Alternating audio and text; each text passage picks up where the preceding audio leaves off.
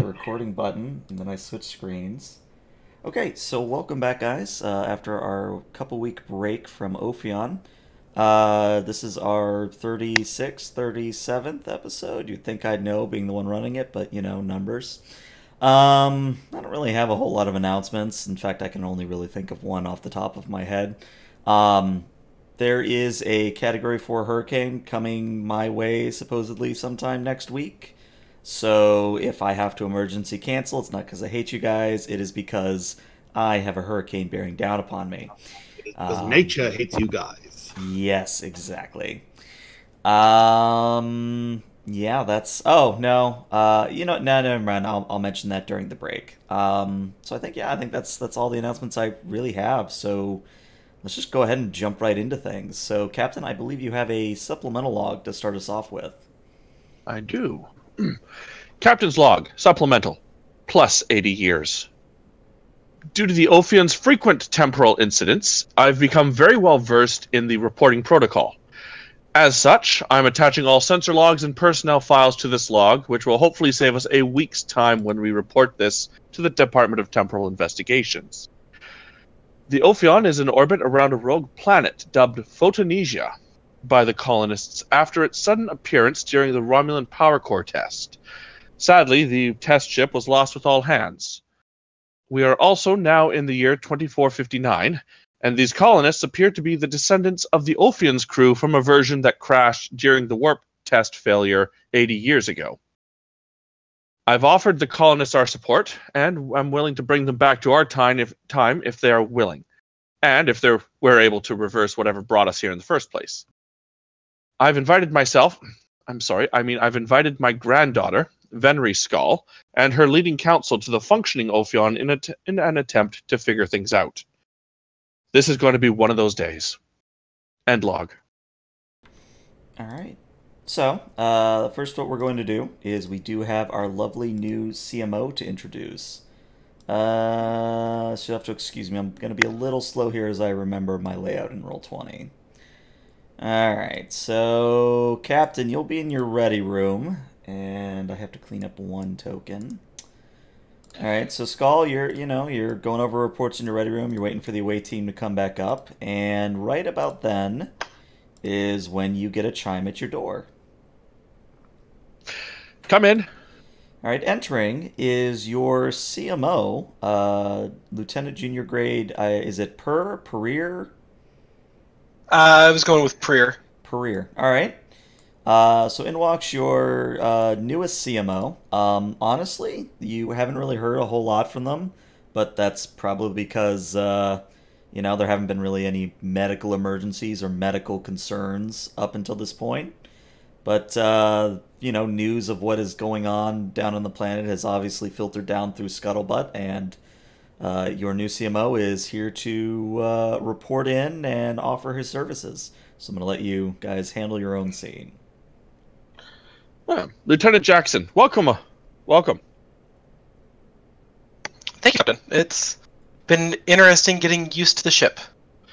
I apologize for not having time to greet you in person. This whole Romulan and now temporal debacle is, as I point to a huge stack of pads, eating up a lot of my time.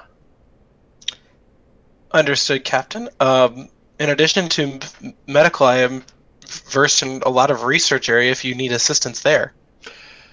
Well, how are you with temporal phenomenon?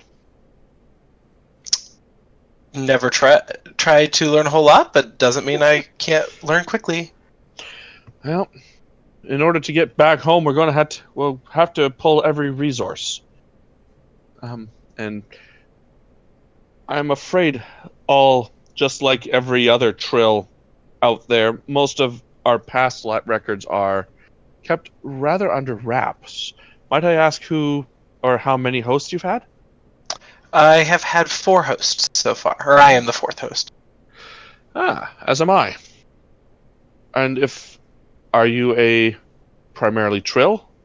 Or, sorry, where did your life path take you? I was born on Trill. My father was in Starfleet, and my mother was a Trill Science division there on the Science Academy on Trill. My father served aboard a Nebula class. Unfortunately, the Nebula class was destroyed, or not destroyed, but he was killed when Dominion attacked the Trill sector where the Nebula class ship was stationed to protect. Condolences.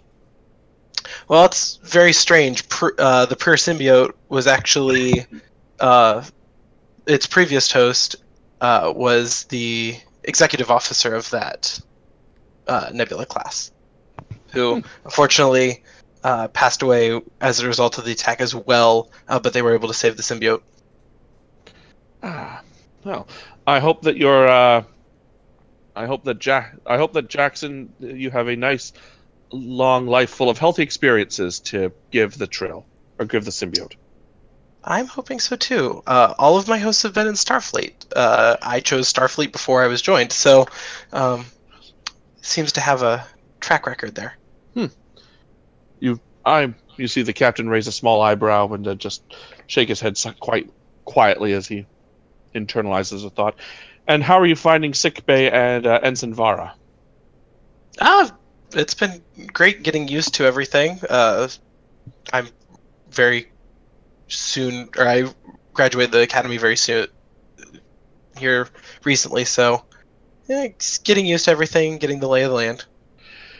Good, because you are, as of right now, I'm making you part of my senior staff, and one of your first assignments is going to be dealing with the colonists that we're bringing on board. I want to make sure that they are actually who they are. They are who they claim to be, our biological descendants. We know at least where the Skull symbiote ended up. I'm hoping the Pure symbiote is down there somewhere, but Venry hasn't mentioned anything about that yet. Understood. I'll be ready and waiting when they come aboard. Well, very well. Officially, and I'll stand up to offer a hand to shake. Welcome aboard. I reach out and shake your hand. Thank you, Captain. Dismissed. All right. So, out of curiosity, who would be in the transporter room? And I guess I'll move us maps now before I forget. Who would be greeting the delegation? Oh, Maddox there. Maddox is no longer here. Who would be greeting the delegation from the planet? I will, obviously. Is the away team coming with them, or have we already returned to the ship? I will leave that to your discretion. I will say that the captain has called for a senior staff meeting of sorts. So you could beam up with the delegation. You could have beamed up already. Entirely up to you guys. I'll already be on the ship, and I'd like to pull the captain aside to a little alcove real quick. Okay. Where? All right. There's Panek. Where is the captain's token? There's the captain's token. All right. So yeah, well, you guys will be over here doing your discussion. Anyone else that should be present? All right. We have the transporter chief. Where is he? There he is. He's over here, and I'll get his token up to speed while you guys chat. Yes, Panek. I'd like to bring to your attention the security complication that we're presented with. Venry Skull has access to all of your memories, which means she does in fact have access to all of your security codes. And we have in our possession a working ship that could get them off the planet. These are tempting offers. Yes, I understand. Perhaps we should... Perhaps I should change my command codes to something computer-generated until the time that this crisis has passed. This would be a prudent course of action, Captain. Very well. I'll head back here and start tapping along the... They have since they've had access to the Ophion's database, they could have access to numerous amounts of security codes and clearances. It would do better. It would be most effective if we would just randomize all of them for the time being. Very well. Ensure that you and Drake make sure that the two of you maintain active command codes and randomize everyone else. All right, Captain. And I'll hit my badge and call for Drake and step off to the side to quietly talk to him. All right. So, Captain, you change your command codes. Panek, you can go ahead and have that conversation with Drake. Connect to Drake. Go ahead, Commander. Begin a full computerized reanimation of all security and clearance codes, and then disperse them to the relevant crew members. We have some guests on board that potentially have access to compromised codes that could give them control of the Ophion. Understood, Commander. Is anyone to retain their current ones in case of emergency? No, they've been compromised to the highest level. Very well, sir. I'll get right on it. Thank you. Neck out. All right. So And now all you have to do is work out what the version of him that's still alive would have done to counteract that. Oh, God. Temporal mechanics, everybody. All right. So any last-minute things before the delegation from the planet comes up? Nope. Alrighty. So, in that case, you give the command to Chief Chiztalik. I can speak today. Your Zindi insectoid transporter chief, and as you sit there waiting, materializing on the pad is one Venry skull, and what appears to be a Gorn, interestingly enough. And yeah, they materialize, look around, and Venry kind of steps forward and smells very warmly and offers a hand and says, "Ah, grandfather, it's nice to finally meet you in person." I sputter for a split second and go, "You have my mother's spots." Sorry. Yes, granddaughter, Venry, welcome on board the Ophion. And I'll step forward and shake the proffered hand. And go ahead. And my Commander Panek, my first officer, who I'm sure you have many memories of. She kind of looks over at Panek and says, "I thought he'd be taller." I've already met her. Oh, right. You were part of the away team. Yes. It's been a fortnight. Yes. So instead, she looks at Panek and says, "Ah, yes, I remember your first officer well, not only from memories, but by the fact he was the first to encounter us." Indeed. And who are you, sir? I'll stare up at the Gorn. So the Gorn clears her throat and says, "Well, I believe you know me already. I am your bartender. At least I was. I am Shrika." Oh, Shrika, I sincerely apologize. The years have changed your skull pattern. I'll take that as a compliment. Anyways, please come join us in the in our conference room. Unless there's anything you wish to see first. Not that, and this is Venry, not that I really need to see grandfather, but maybe it's best we just have the meeting so that we can kind of clear the air and get everyone on the same page. Very well. Captain Scald, all senior staff, please assemble in the meeting room. And you'd get a query from whoever would be acting as your yeoman. Sir, should I contact Commander Vetu to join you all? Well, she's already met her grandfather. She may as well meet her grandmother as well. Probably a good idea. Understood, sir. I'll relay the message. And inform Shatsu that she has the bridge. Done. Right, and we cut to the conference room. Who am I missing? I'm missing Shrika. Oh god, she's tiny. You guys can go ahead and get started as I mess around with some tokens here. As Drake leaves the bridge, I'll kind of clue Shatsu into the what I just whispered you about. Okay. And also, when I walk into the conference room, I'll have pads, and I'll give one to each member of the senior staff. And the pads are obviously locked right now in big letters, your eyes only, and it's all of their command codes. Okay. And I imagine there's probably some sort of biometric lock on them, so... Correct. Yeah. Alrighty. So it is done. Alrighty. So, everyone filters into the conference room. The members of the Ophion crew receive pads with their new codes, save for the captain who already changed his. And yeah, you all kind of get seated around. Deflates slightly as he realizes he's going to have to relearn all these codes. Oh yeah, that's gonna be hell. Yeah, you kind of get situated around the conference table. Shrika remains standing. She kind of lingers in the back, looking out of the window. Probably imagining she doesn't have a whole lot to contribute. Vetu still takes the very end table, all the way at the end. And I always imagined that Mirthrin would have given up his seat for Venri. Most likely. All right. So, it's your meeting, so you run it. Welcome, Alt.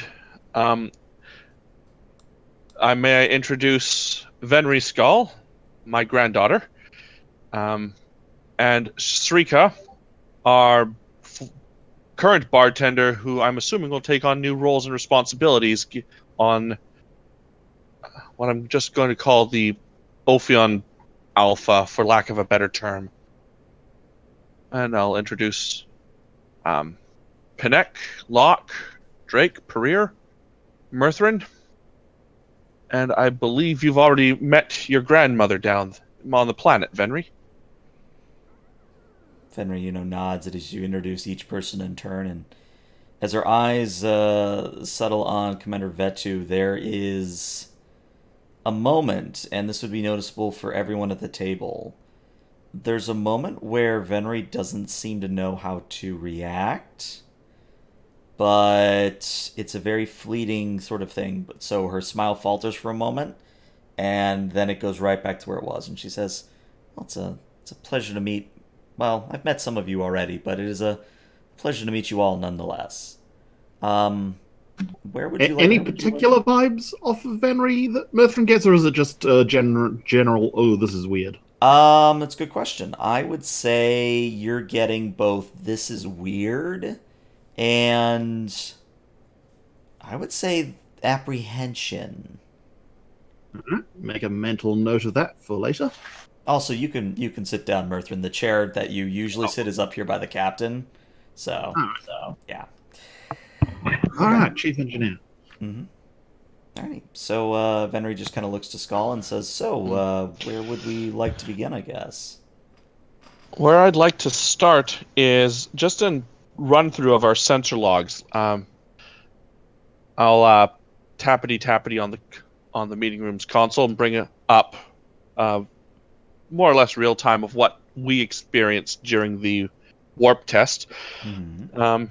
I know Locke has had a couple hours to analyze what happened, but we're not sure what your planet is doing here, Venri. Perhaps we should start right when the planet appeared during the warp test failure.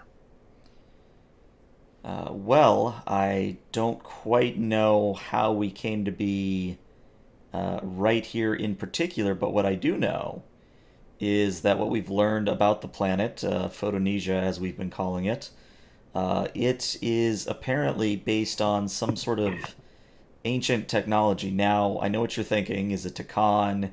Is it the precursors? Is it Fryqua?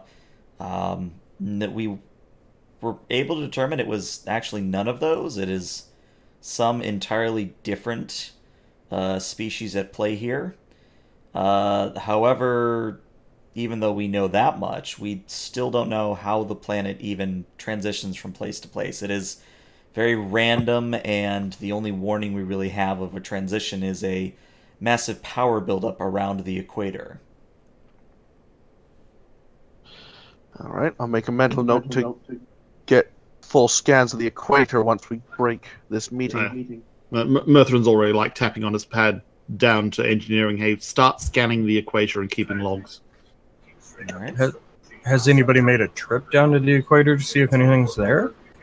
We have, yes, but we've never really been able to find anything resembling a control room or anything that would seem to really indicate what is doing the transition. Most of the technology that supports the planet seems to be quite well buried within the planet's crust. Are you aware of any integral for this transition period? Has it transgressed between while you've been marooned on the planet? She thinks for a moment and says, I hesitate to put any rhyme or reason to it. Sometimes we're in one place for all of a month, sometimes all of a week. Others, we've been there for years.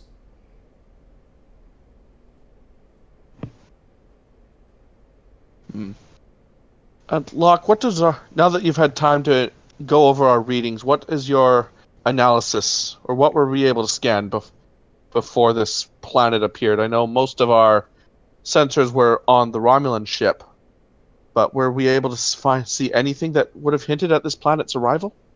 I got very little. The took quite a while to get the sensors and the computers completely back and operational, and initially most of that was just trying to figure out where we were in position and make sure we weren't about to fly into a sun.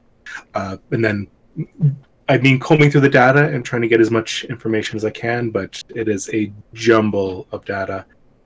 As from best I can tell, when the accident happened, we were familiar with the idea of quantum realities, where you can be in one place, you make something will happen on a quantum level, and you'll either go one way or another way, and it's some based on the odds mostly. In this point, we had the exact odds that we could go zig or zag, and since the odds were equal, somehow we did both. And so for a while there, we were twinned, and there's so the sensor readings are doubled, and trying to figure out what's an echo and what's not. It's been a bit of a process, if that makes any sense. I see. To the GM, what have I learned? Well, you actually took the words right out of my mouth. Very little. It's one of those things where, as you said, there was a twinning effect. So, computers and sensors as they are, it's very hard, or at least very time-consuming, to try and get any bits of information from them. Thankfully, sifting through large, copious amounts of data looking for patterns and anomalies is my specialty, so I'm sure I'll find something eventually, but there is quite a bit of work to be done, since we need to figure out what's up with the planets, how to get back home, and, well, mostly those two, as well as what happened, and to make sure it doesn't happen again as we try to get home. Yes. On that note, Venri, do you have any idea what would happen to a ship in orbit the next time your planet jumps?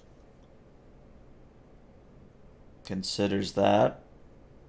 It says, we really haven't ever had a ship in orbit, but my understanding of the process is it is simply like taking a planet and plucking it from the current space, so I imagine there would be some sort of gravimetric effect, and as long as you compensated for that, I don't think it would really harm any ship. How long does Although it would then be stranded in the middle of interstellar space without a functional warp drive, so... Locke, you had something. How long does the transfer process take? It usually lasts about a minute. That's not enough time to adjust our orbit.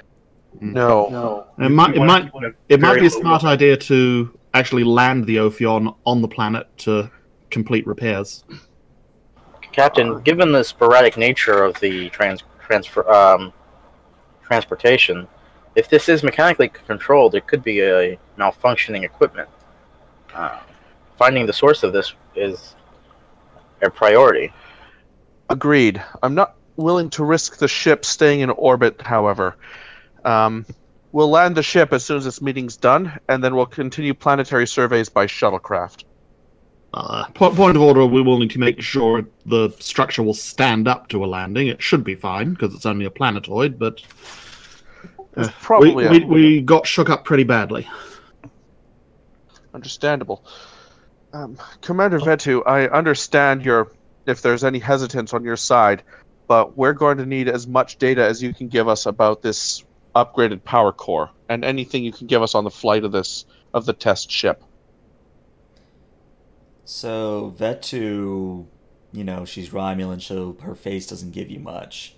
And my understanding is that any operative of even a normal Romulan intelligence member, like not Tal Shiar, but non-intelligence, or you know what I'm trying to say. They are trained to kind of guard their emotions so that Betazoids can't, peek into their head.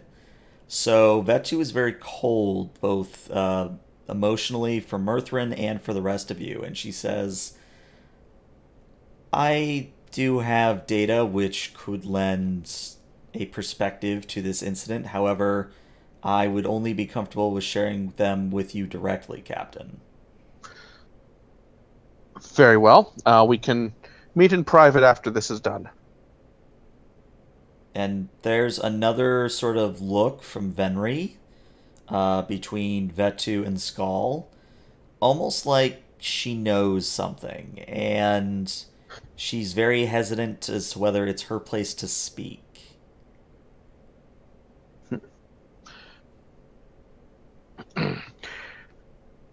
Meanwhile, while we figure out what happened and where we go from here, Venri, is there anything that your colony needs right now that we can provide? Well, if you have any spare power cores, we could trade them with the Beta colony. The Beta colony is actually a thriving utopia of sorts. If you're a slaw, it's quite nice, I hear. Slaw? Wait, Beta colony? Well, yes. The Alpha colony, where I'm from, is where most of the humanoids remain, whereas Zenixia and Murthrin and most of the engineering staff sort of took over Beta section and set up their own sort of colony. I'm just going to I'm going to side-eye Murthrin. Murthrin is going to sort of confusedly side-eye back. Okay, so we've established 2 sections of the ship. Where would Gamma section be? Or are there only 2 colonies that we should worry about? As far as we know, Gamma section was lost with all hands. And also, did you say slaw as in multiple slaw? Well, yeah. Zenixia turned into a queen and sort of started forming her own sort of hive. Aha. Okay, I'm going to make the executive decision here that Zenixia is to stay on this Ophion until this mission is completed.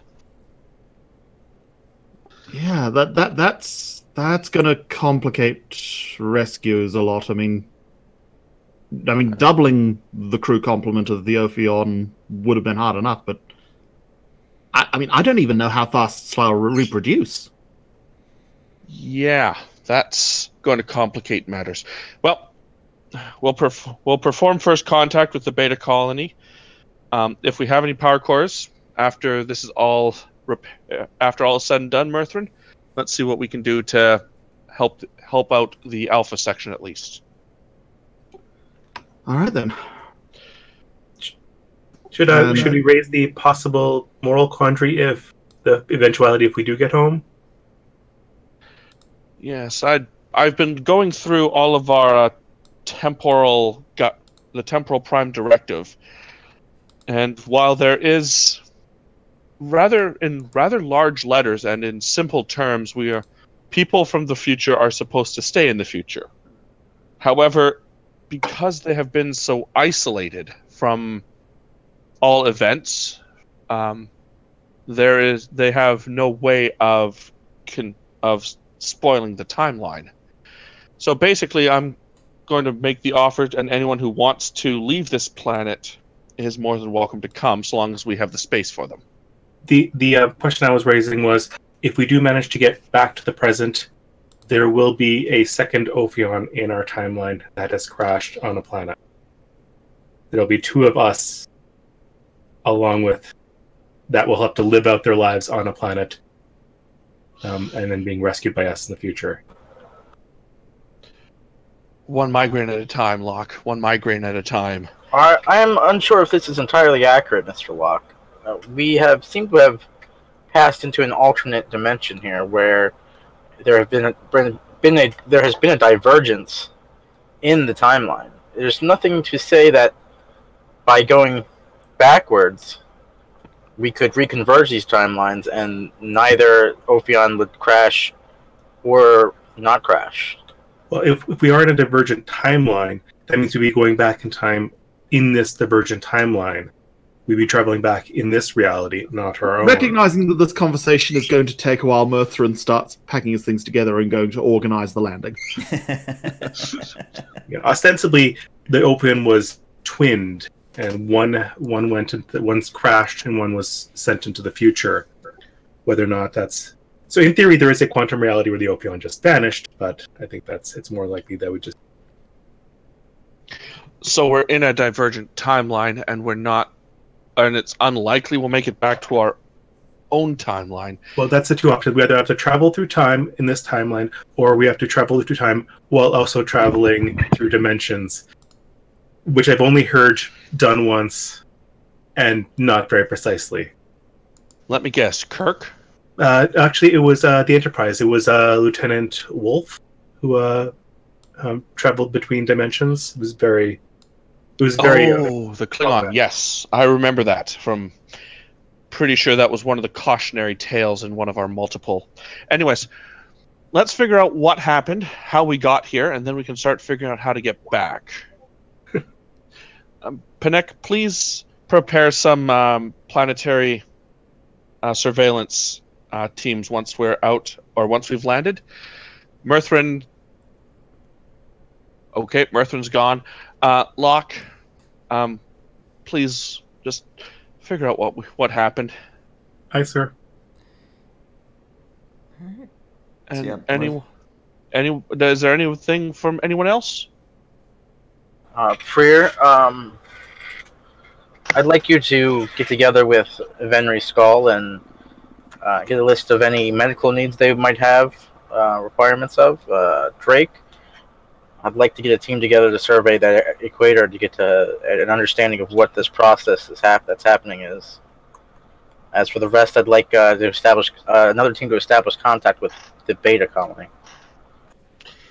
Yes. As much as I would like Murthrin to do that, that would just be my sick humor taking over. I think it's best, Panek, if you could make first contact with them. I got them. You've made first contact with their previous queen, so I suspect your experience may prove valuable.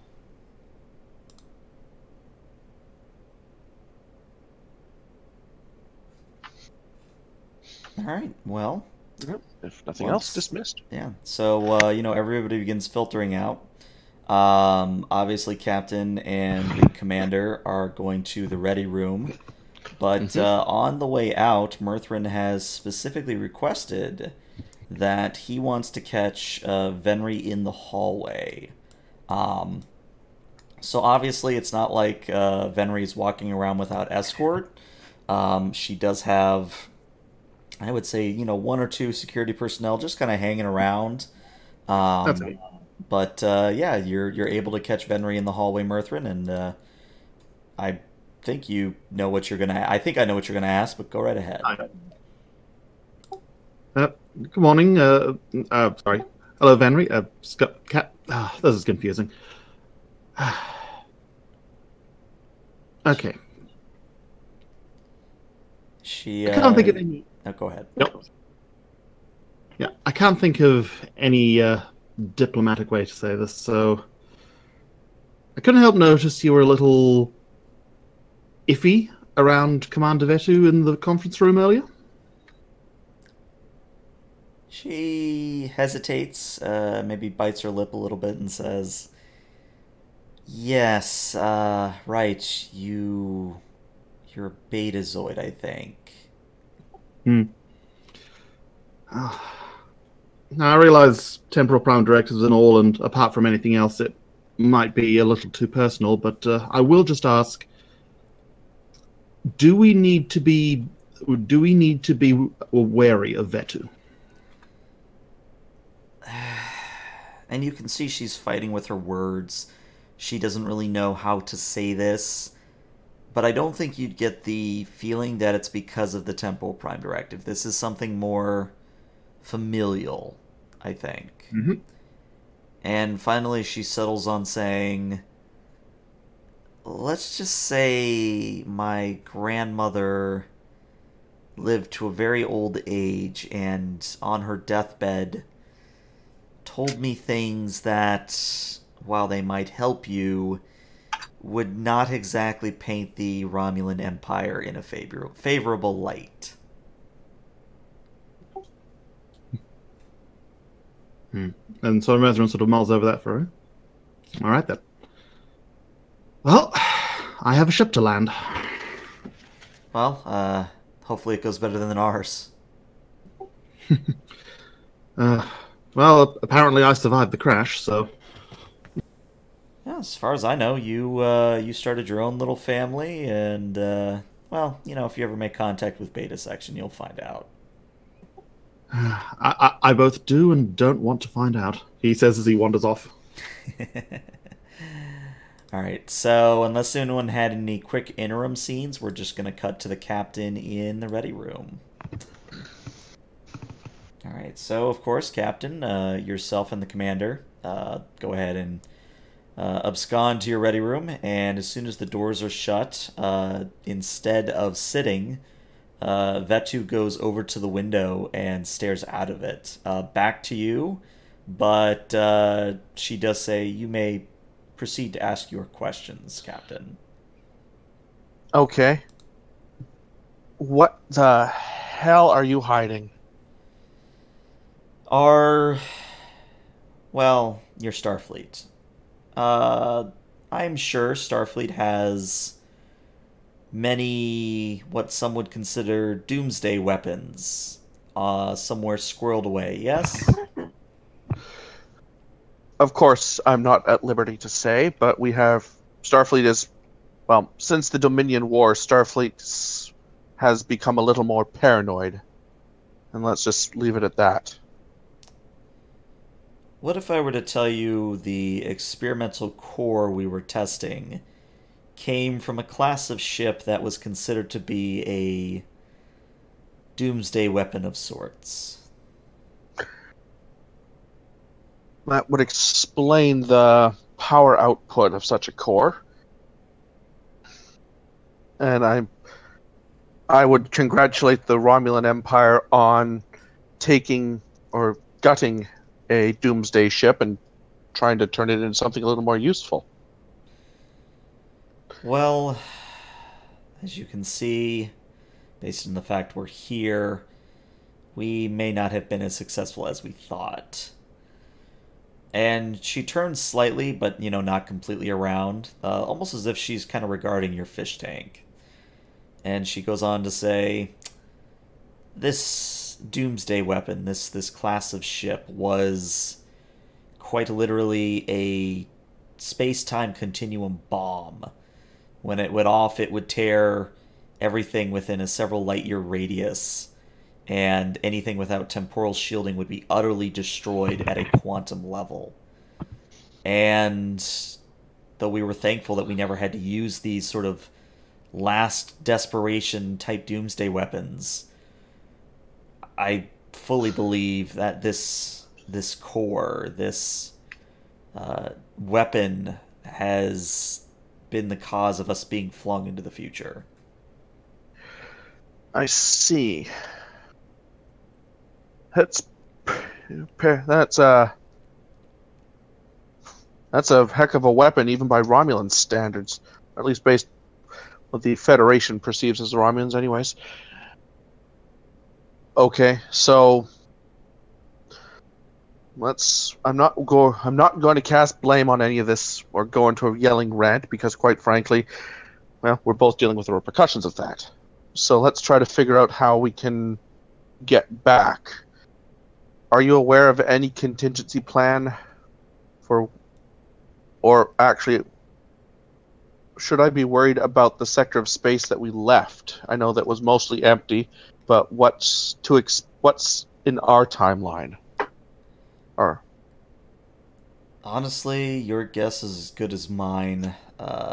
If I did have to hazard a guess, though, we're either looking at a temporal anomaly, the duration of such I know not, or simply if we are able to return to our own time and our own reality, then it could very well be that the anomaly does not exist. It's not something I cared to look into too much. It frankly was annoying to try to decipher. time can be like that, and I should know. This is, I think, our fourth temporal excursion, and I've only been captain of the ship for a year. Then I guess you would be our subject matter expert on the subject. Yes. What about the other Romulans that are currently on board? Do you suspect any of them know anything? She thinks for a moment and says, hesitantly, there are one or two technicians who were made aware of this whole scenario, this decommissioned doomsday device being used for a new core. You could question them, I suppose, but frankly, Captain, I don't think you'd get anything more out of them that I haven't already told you. Oh, I don't intend to question them. I want to what's this? Press gang them. Any expertise, even if it's tertiary, could give us could give us a series of options that we ourselves have not considered. Very well. I shall have them report to... She has, thinks for a moment. Your Locke? Your Murthrin? Whichever one. If they're engineering specialists, well, Murthrin's primary goal is to get the ship repaired. Have them report to Ensign Locke. I will do that. Thank you. And for the moment, what I'm going to tell them is that I'm not going to tell the crew about the temporal bomb part of the engine. For the moment, I'm just going to say that there was that it was harvesting chronotons in order to achieve more power. Because right now I want the crew focused on getting home, not misplacing anger or misdirecting it or whatever else they'll tend to do. But you can rest assured that the full truth will go into a report to Starfleet. Well, I don't think there's any avoiding that at this point, short of killing you. So it will be. I'd rather you didn't kill me. It would end our perfectly good relationship. I Yes. smile coyly. And at some point we're going to have that discussion, but let's get out of this situation first. Agreed.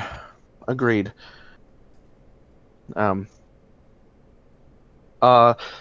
the meantime, might I recommend that you head down to our bar. Now that we have two bartenders down there instead of one, I suspect we're going to get quite a show of drinks.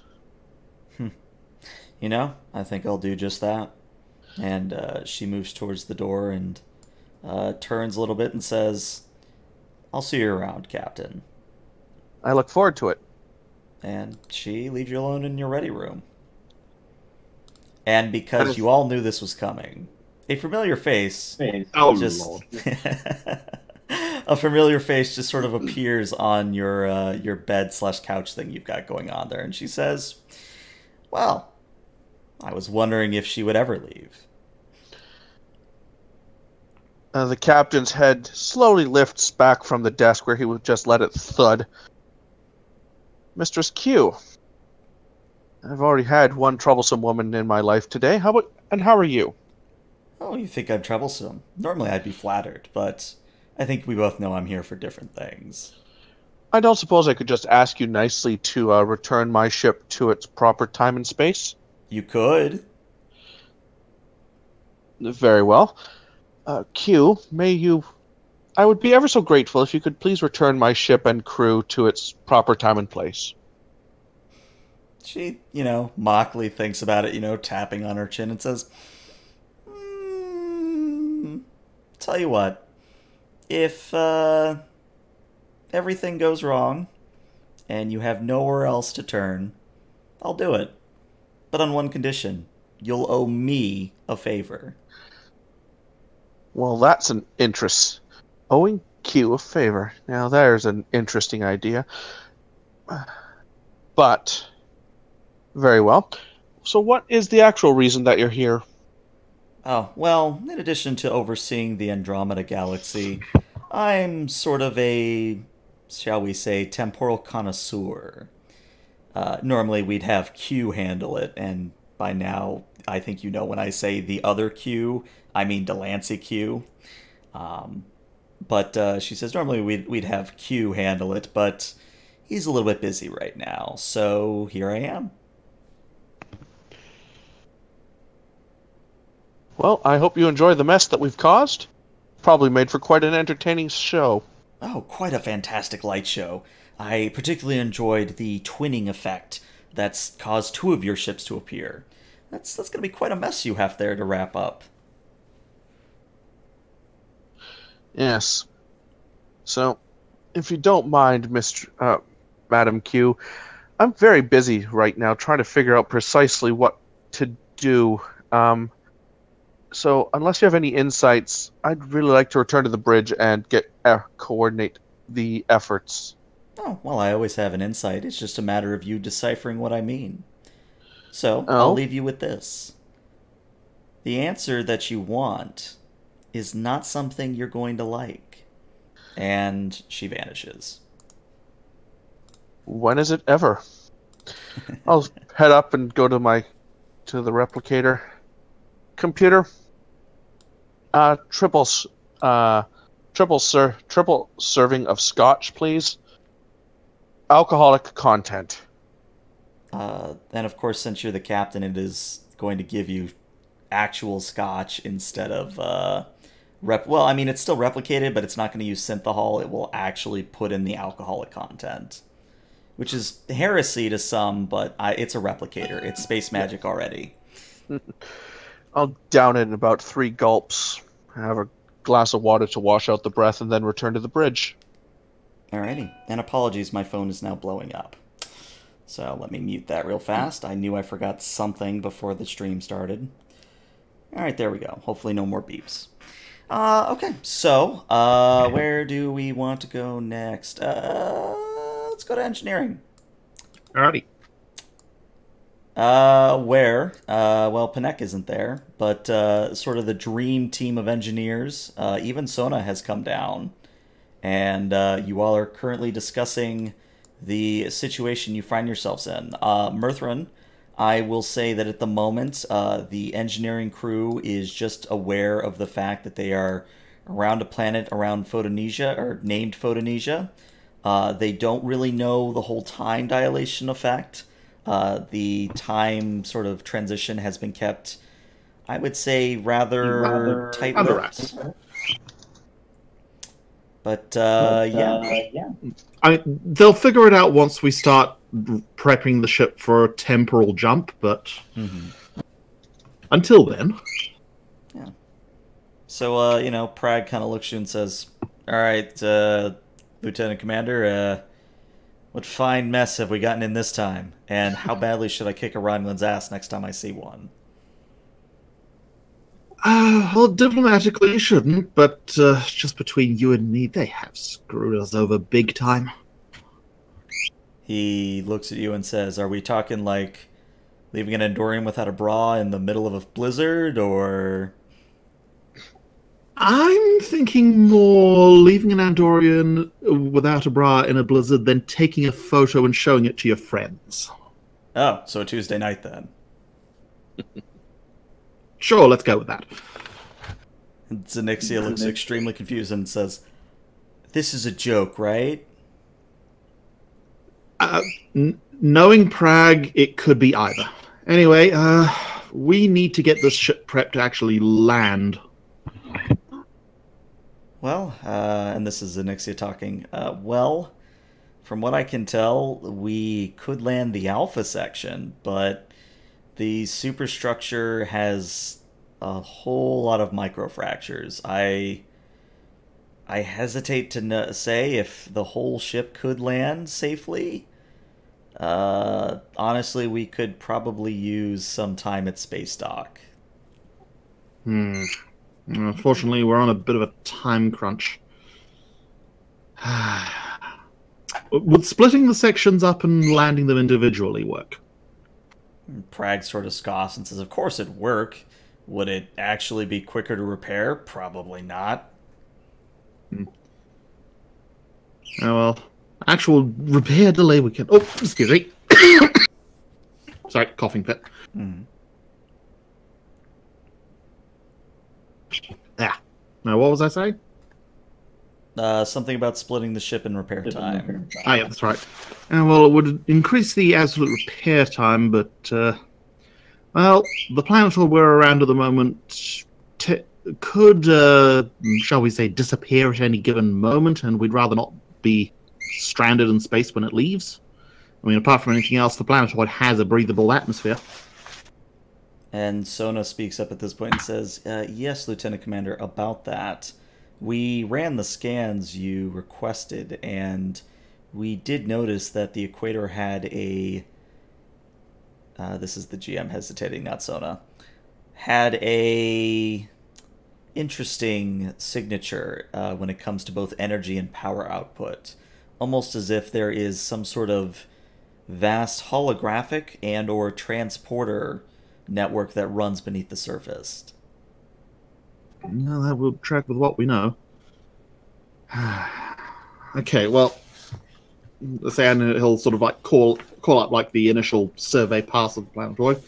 All right, so the people down there, we've got an alpha site here, and out of character, did they give us the location of Beta Colony? Yeah, I mean, even if they didn't, you'd be able to see it from orbit. Yep. So there's an alpha colony there, beta colony there. So those sites are taken out. That leaves, and he's going to sort of look for likely landing spots. Well, good news. There actually is quite a number of them. The only kind of problem is that if you remember, Photonesia on the surface is a Class L, and the only sort of Class M environments are either in ravines, in deep recesses, cave networks.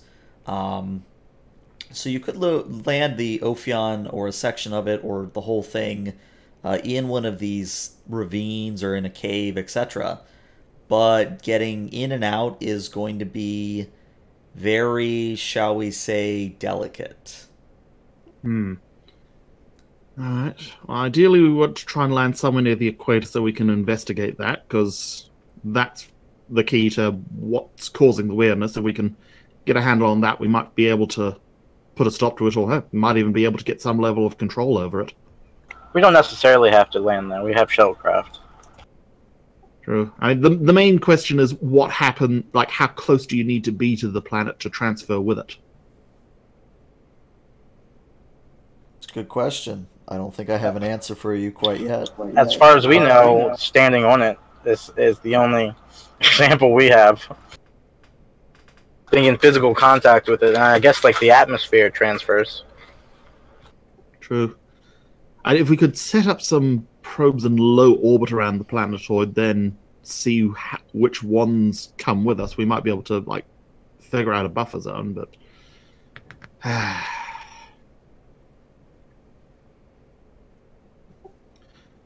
okay, so no, we're going to have to put the actual getting warp drive operational on hold for now, because even if we just left it as is now, it would take us the better part of a month to get it working, and then it would take us a couple of months to get back to the nearest starbase.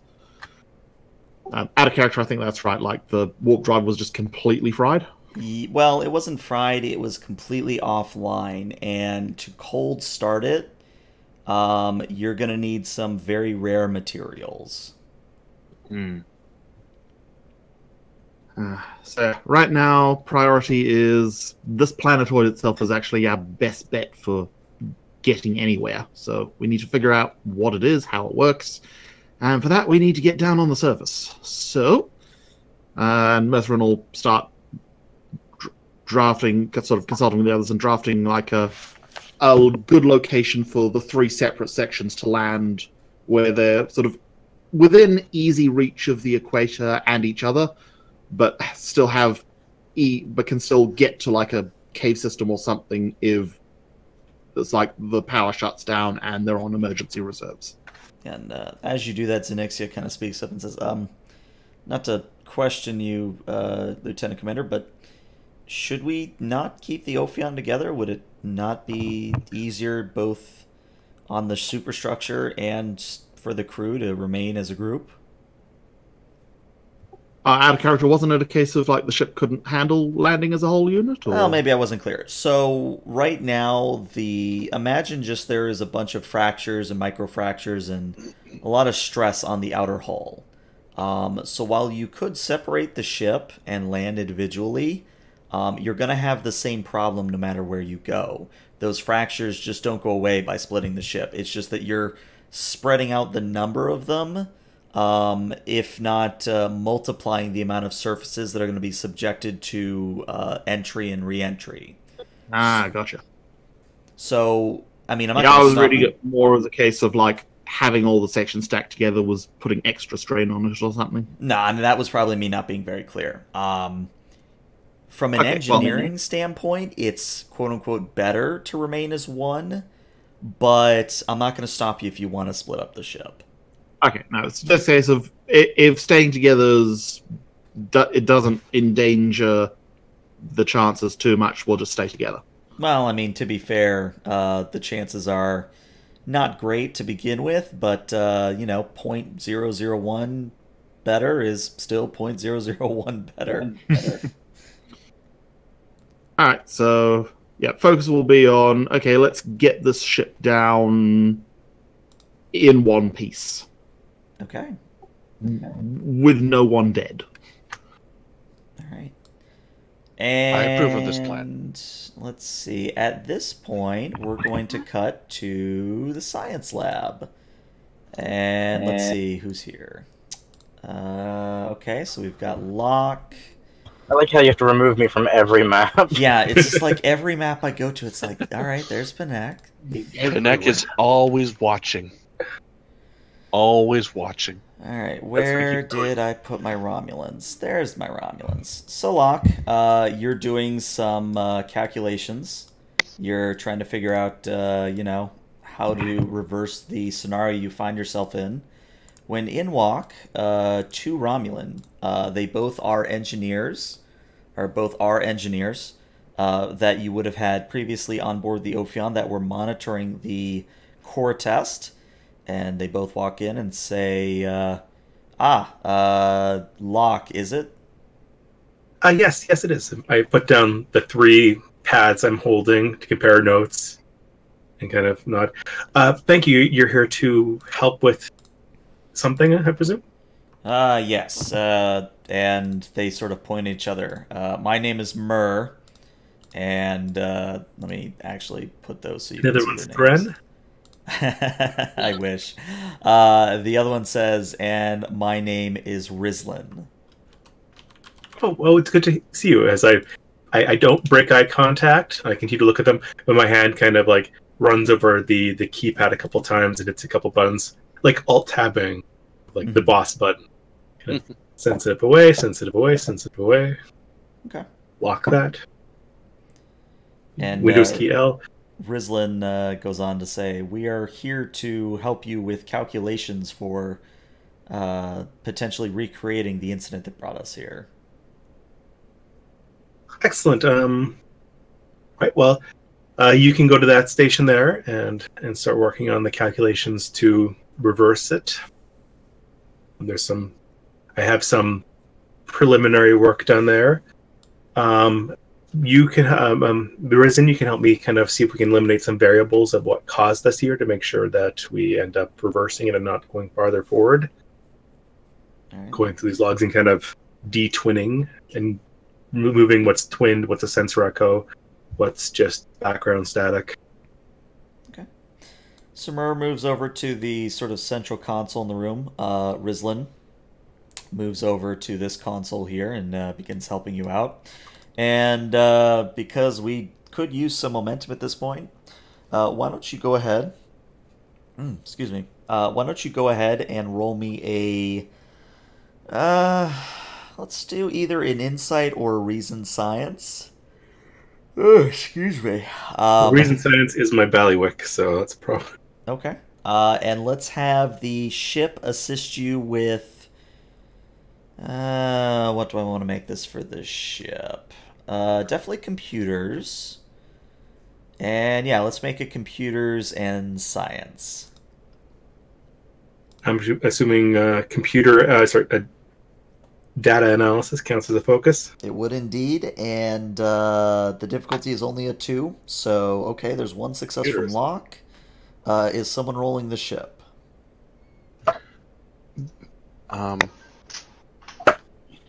Sure, I can do that. Okay. Computer science for the ship. Computer science. Okay. Let's see. Ophion. Computers. Science. Hey, look at that. You guys get a momentum. Excellent. All right, so Locke, instead of monologuing at you, I'm going to let you ask me 2 questions.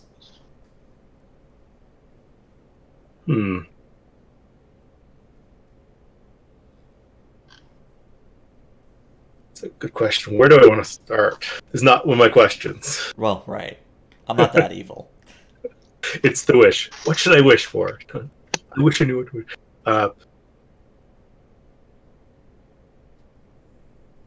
Suppose Locke's first thing we want to find out is what caused them to be sent back in time, and like just kind of sent them through time, kind of figuring out that information and energy signals and stuff like that. Okay. So the answer to that is... Go ahead. Okay, you may answer that first. Okay. So the answer to that is the readings of the explosion is that, I mean, you already knew going into this that the new Romulan core was more efficient than the classical things, but either your sensors are wrong or something is very wrong here in general, because you're seeing efficiency that is 100 times more efficient than the typical Romulan core. And at the time of the explosion, you read that the space-time continuum itself, within a radius of about 2 light years, was being torn asunder.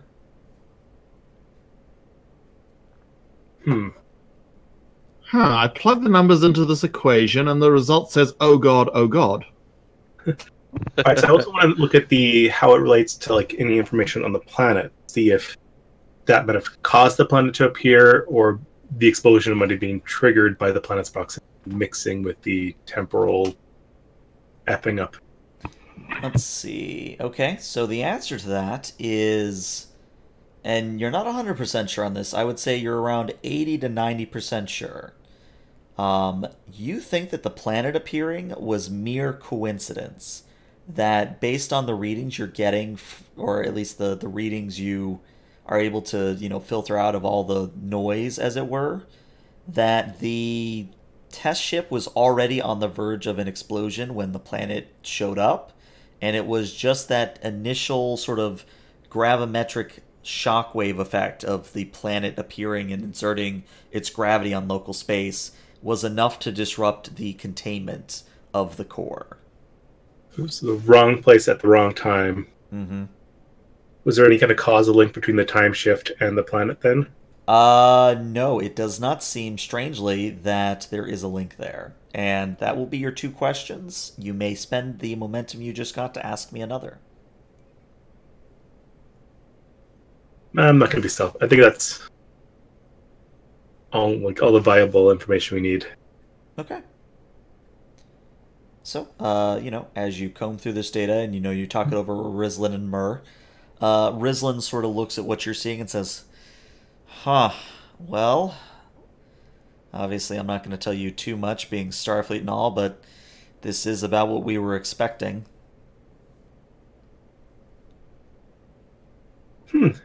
The efficiency rating on this on the ship is phenomenal. You must be very proud. Yes, it's been my life's work to sort of advance the Romulans into a new era of technology. Yes, it's at least 100% more efficient than I was expecting. No, not 100%, 100 times. I'm downplaying. I'm trying to see their reaction. Oh, I see. So as I'm talking, I'm trying to gauge and point out the numbers and see if I'm feeling them for information. Oh, gotcha. So yeah, Rizlin looks very proud at that and says, "Yes, we've even had reports of 150. It's very exciting." Do you think I don't know if obviously the containment wasn't robust enough since the ship exploded. Do you have any theories about what caused the final collapse? Well, if I'm perfectly honest, the containment on this type of core is something we were testing at the time.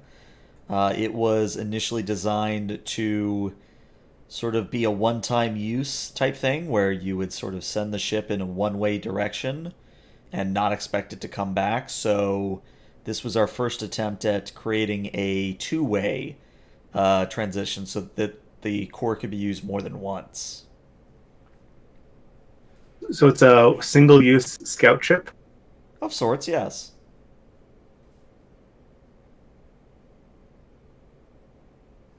So it goes off, explores, comes in. What's the use of a scout ship that can't come back with its findings? That's So you might catch this, but there's a look between the two Romulans, but they don't say anything.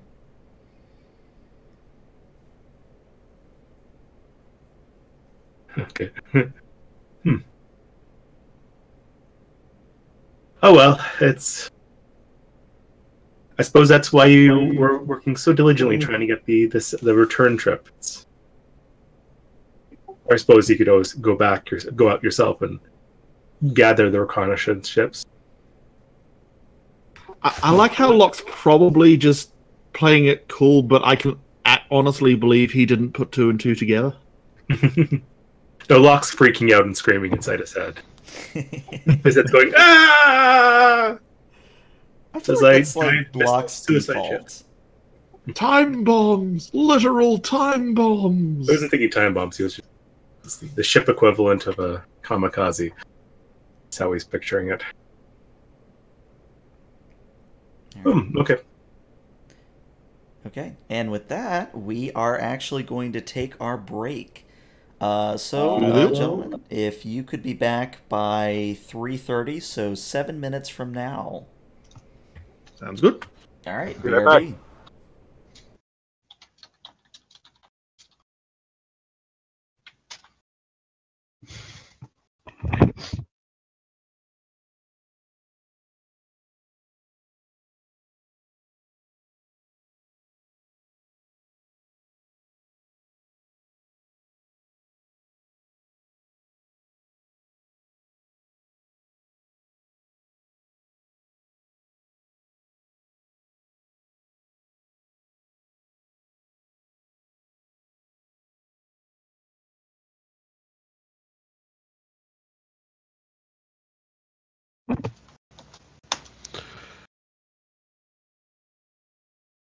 Romulan suicide ships, huh? Fun. Alright. Got up to some amusing shenanigans at Friday Night Magic yesterday. Ooh. So, first of all, I ended up getting a Vine Mare which is immune to black creatures and playing a guy with an almost entirely black deck, so that was fun for a start. Oh, don't you love it when that happens? Yeah. But Does his face turn a lovely shade of purple? Not at that point, but when I put the Palaka worm onto the field, which is it's a 7/7 with trample, which is scary enough. But it also has the ability, when it comes onto the field, you gain 7 life. And all his removal spells were bounce rather than killing it. Oh, So interesting. he just kept bouncing it back to my hand, and I kept playing it for another 7 life.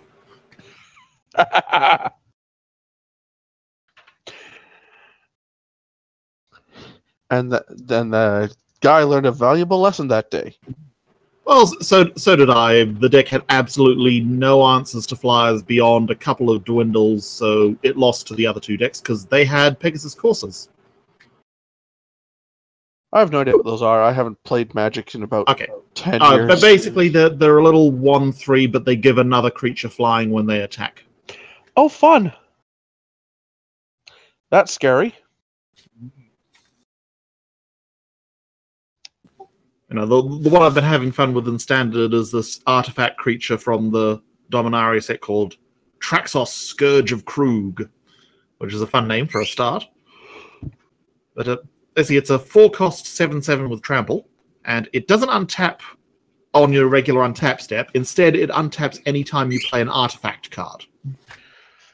Ooh, interesting. So, well, specifically, it's a historic card, which is artifacts, legendaries, and also saga cards, which were specific to the Dominaria set.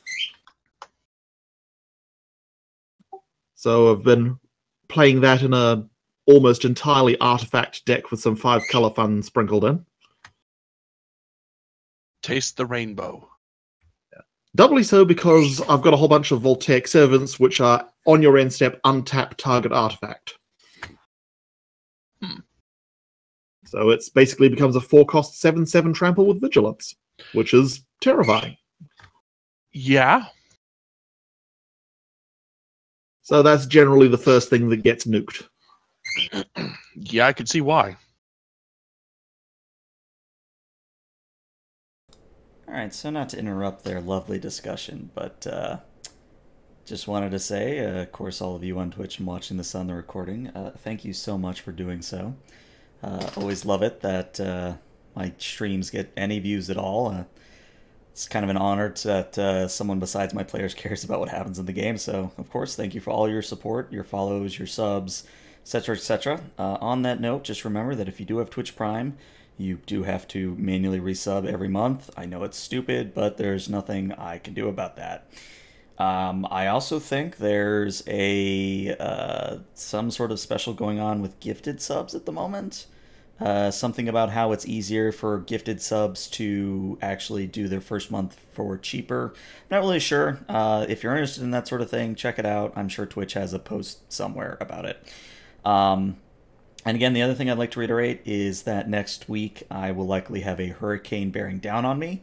So I might not be able to run any of my games. It really just sort of depends on how hard the hurricane hits me. Obviously, this would be very bad because that would mean another week without Arcadia, but, you know, I can't control the weather. I can control it in my games in Big Q, but, you know, not God here in real life. Honestly, I think that's it. Again, thank you guys for watching, and I'm going to unmute myself for everybody else.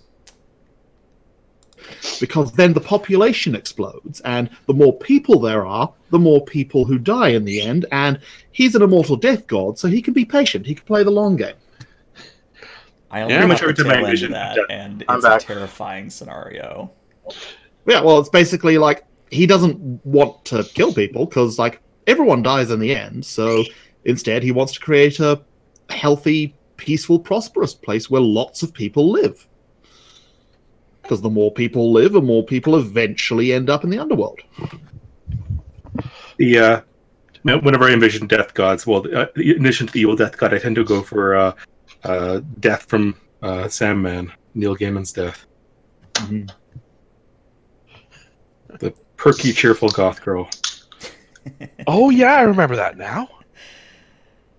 Oh, I haven't seen that in ages. Death is the natural thing. So. Alright, is everyone back? I am. I'm here. Okay. think we're waiting on Locke and Drake. No, Locke's here. I heard him. Locke's Amir. posting pictures of enterprises. All right. Well, let me get rid of the BRB on the screen. Okay. So the next scene I had was something to keep our CMO involved because I always feel bad about our CMO down in sickbay. How much cleanup do I have to do on this map? Oh. Hi, Baggett. Oldie. Alright, so there's Vara. Let's get her on here. Oh, she's a lieutenant. I forgot about that. Yeah, she got promoted.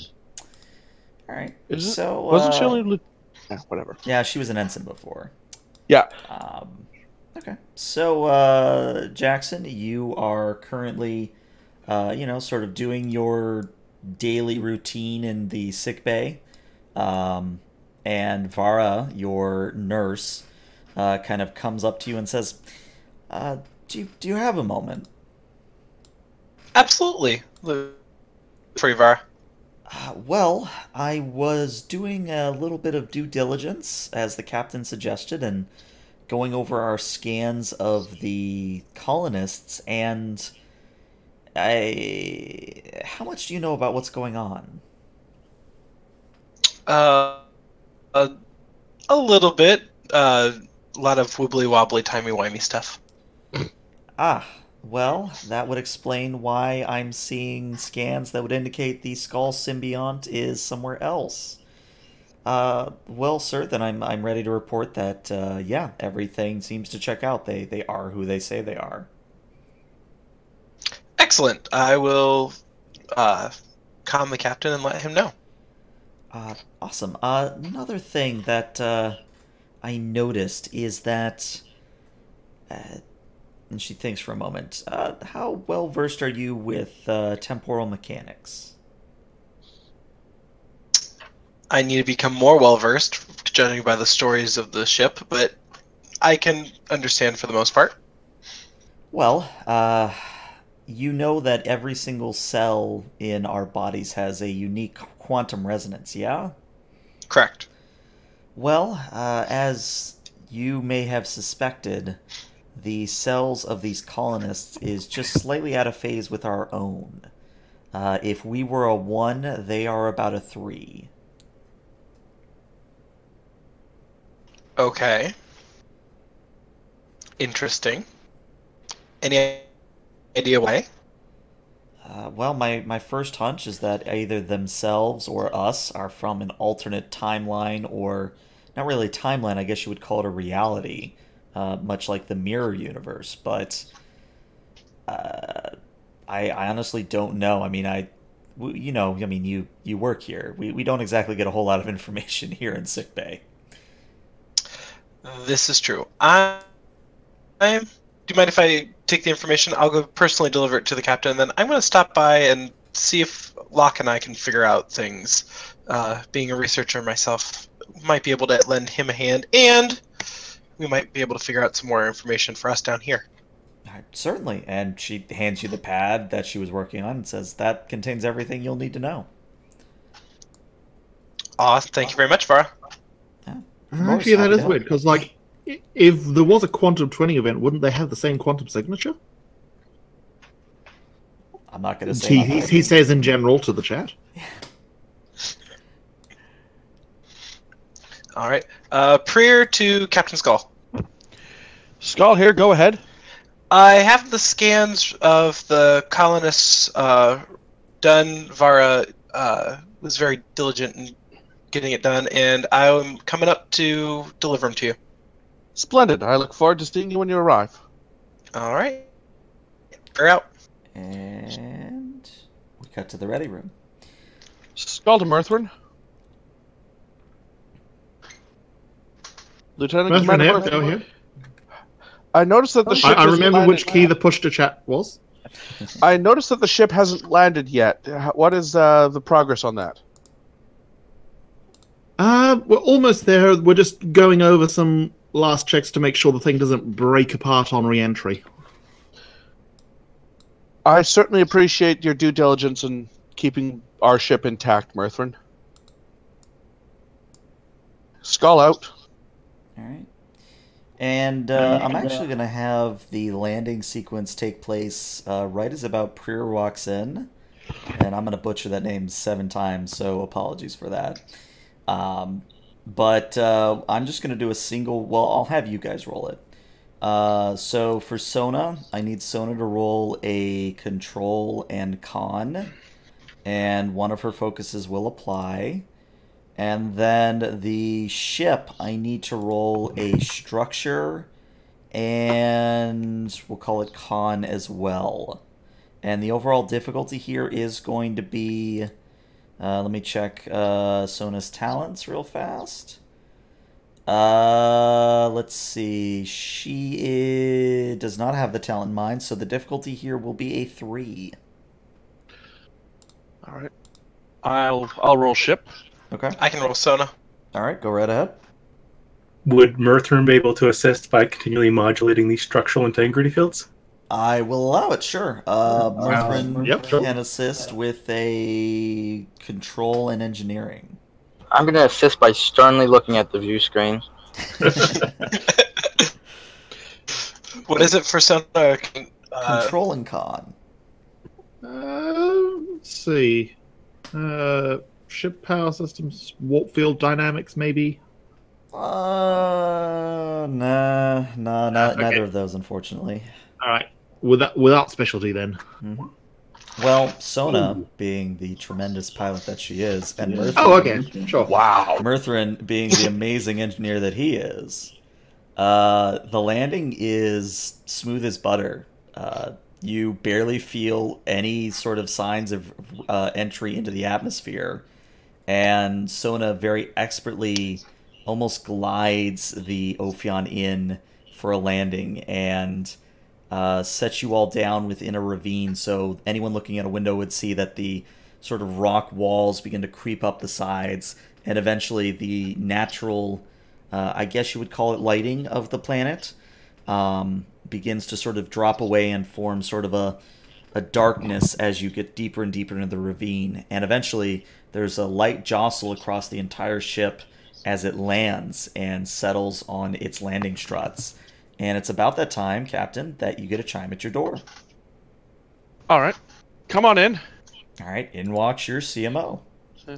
I'm currently just standing at the window watching as we get closer and closer to the planet. Okay. Say what you will about androids, they run a very efficient navigation system. Welcome back to my office, Jackson. Have a seat. Thank you, sir. Here is the Varadid of the people at the colony. Seems like they say who they are is who they are. She did note that we seem to be slightly on a different quantum phase, but that was the only thing of note. That's pretty much expected at this point. Yeah, I was... Very well. I'm just looking through it. Yep. Yeah. Both Romulan and Bajoran, and what appears to be a human father. Cool. Yep, she's definitely my granddaughter, all right. I'm sorry to see that your symbiote didn't seem to survive the crash. Well, I personally have a theory about that. Being as I am new on our ship in this timeline, one of the things that can cause cells to be out of phase the way they are is going into alternate dimensions. The mirror universe is one example of this. So it could be that when the time dilation stuff that happened, I just happened to kind of get eliminated because I was one of the newer ones on the ship. It's as feasible an explanation as any, I suppose. And judging from what I find very interesting is how well the colonists have been holding up given their limited resources. Granted, their ship has crashed and there's not many descendants left, but the Ophions stores would have run out years ago. There's not a lot of farms out there, and their replicators must only be functioning at partial power. Well, I mean, we are Starfleet. All of the colonists would have been members of the crew. We do have survival skills. We do indeed. We do indeed. Well, I appreciate the report, Lieutenant. If you have Not a any problem. other insight or wish to help in any further way, feel free to put your past experiences or present experiences to use. Well, I'm actually, after I leave here, I'm going to head down to the science lab and see if I can assist Locke.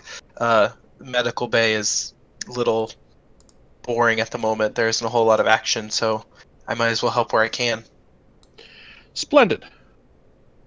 Meanwhile, I'm going to see if we've located this beta colony yet and see if we can't try to talk to them about this. Maybe they have some insight. That is apparently where all the engineers ended up after all. Which is interesting. You'd think that they would, even if they establish two colonies, they want to distribute people a little bit more evenly to make sure that everything gets taken care of. Yes. When we get back to our regular timeline, I think I'm going to ask Mr. Panek to add more interdepartmental teamwork exercises into our training. Sounds like a lot of fun. It is for the crew. Well, it is for me. I get to watch. I put on a devilish smile. We'll get you involved someday. Dismissed, Lieutenant, and I'm going to follow him out and head to the bridge. Okay. So before we go and handle the bridge scene, I did think it would be prudent for the science lab scene, so we'll cut back to the science lab. And Locke, I would say at this point you've run a secondary sort of search and analysis, and it's coming up the same result, which may or may not help the screaming in your head. And either for good or for bad, at that point the door opens, and in steps your lovely new CMO. Hello. I figured since sickbay was a little not active at the moment, I would come down and see if I could give you any assistance. Well, we're mostly doing. We're doing a lot of pure science, but I'm sure you took some astrophysics and physics in your at your time in the academy. Yes, I am skilled both research and medical. Oh, excellent. Please, here, pull up a chair. Here's what we're currently working on. We're currently working on, well, pouring through the data and trying to find a way to reverse our trip here with what we have, and or find an alternative somewhere nearby so we don't have to travel particularly far. I'd rather not resort to something as crude and possibly deadly as slingshotting around a sun, but it is doable. I mean, I've heard tell that even Klingons have the ability to do that, so I'm pretty sure the Ophion with four nacelles and much better shielding should be able to do that. Although we need to get the engine started then. Yeah, let's explore other options before we have to worry. They talked about the planet being a teleporting planet. We have the information from the Romulan ship. We could kind of see if we can use the planet to our advantage. It won't be a bad idea. I've considered that, but we'd probably want to take a landing party down to the planet and investigate the source of the teleportation and see if it can be converted to something else. This is true. I'm not sure if you're aware, but the Ophion is now planet-side. We'd still probably need to get to the equator. Yes. I still should do that easily enough. We could probably talk to the captain and see if he'd approve an excursion. this point, the computer's running several simulations and should be continuing to process that for another hour or so. We could probably pop away for a little bit and let it run through its data analysis. I'm always up for an adventure. All right. And it is at that point we cut back to the bridge. Where the hell is my bridge map? Oh, there's my bridge map. Of course, I gotta scroll a little bit further. Bridge. There we go. All right. So on the bridge, well, Locke isn't there, but looks like I do need to do a little bit of shuffling here. All right. So Skull, you're there. Sona's at her seat. Panek, I imagine you're there. Murthrin, you're Actually, Right, wouldn't Panek still be going to take a look at Beta Colony, or? Well, that's actually what we're going to address right now. Ah. Alright, so Murthrin, you're in engineering. Vetu is not there at the moment. Who the hell am I missing? We're Senior Chief Thin. Where is he? Ah, there he is. And he's back where he should be. Hopefully in proper Starfleet uniform and not casual Friday. Yes, I'm glad you remembered. Oh dear. All right, so Skull, as you walk out onto the bridge and take your seat, Panek, you're getting a hail from Beta Colony. Captain, incoming hail from the planet's surface. The location seems to be coming from Beta Colony. Ah, splendid. I was just about to ask you to hail them. I'm glad they're being proactive. On screen. All right. Hi, Captain. So I couldn't really find good art of this, but if you remember the original Slaw Queen, how she was bigger and had a few more pairs of arms and was generally more of an impressive black one, same kind of thing here. And you see this on the view screen, and the individual, the Queen, says, "Ah, Captain Skull, it has been quite a while since we last spoke. How are you doing?" Doing well, Zenixia. You've, grown? Yes, I've actually started quite a colony here. It's rather bustling. One moment. She kind of turns her head to the side. My aide tells me that our scans of your ship show that you are in need of a cold jumpstart. Is that about right? I believe the term Murthrin used would be similar to that, yes. Well, as you may or may not know, we are sort of the technology hub of the planet. We would be more than happy to send some craft out your way to aid with repairs. Do you have a list of materials that need replacement? I'm certain I can get a list from Murthrin fairly in short order. We can deliver it to you. Excellent. Please transmit that when you are ready. And you, and of course everyone except my past self, are more than welcome to visit the colony if you so wish. Of course. I'm under the impression that power cells are the commodity of choice. Yes, we have a limited quantity of power cells on the planet, and we use them in a rotating fashion. We provide working power cores to the Alpha colony, and in turn they give us back the depleted or damaged power cores, and sort of a circular system. Very well.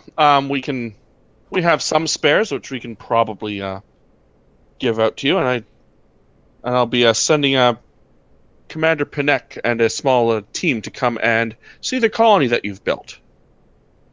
Very well. We will be expecting you. Will you be coming in via transporter or via shuttlecraft? We'll be bringing shuttlecraft for now. Our transporter systems are still iffy. Understood. We will be expecting you. Good day to you, Queen, I suppose is the proper term now. Zenixia? And a good day to you, Captain. And the view screen goes dark. This has been a very weird day. Does anybody else agree? Mr. Panek, please organize a team to go and visit Zenixia and prep a second expedition to find this control hub for this planetary transportation system, please. Aye, Captain. And I look over at Drake and nod, and then I turn around and walk out the turbo lift. All right. So let me do a little bit of token juggling here, since we do have two teams going on. So, Panek, who's going with you? I'd like to take at least another tactical red shirt. Who's available from the sciences? Somebody. I mean, whoever you'd like beside... Well, I mean, you could take Locke, but I think Locke was going to be on the one searching for a control room. I'll take the CMO then. Okay. Just in case they have any needs down there at Beta Colony. Okay. Well, I think he also was going to go with Locke, but you guys can discuss that amongst yourselves. Whatever. I was planning on going with Locke, but you can go. I'll just take a green shirt then. Okay. Just a whole NBC team. Would you be taking Drake or leaving him on the Ophion?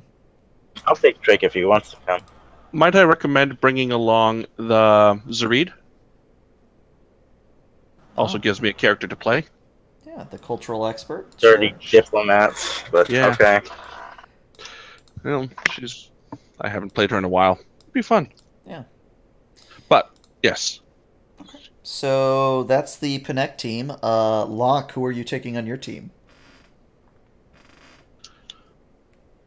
Oh, God, I actually have a team. Yeah.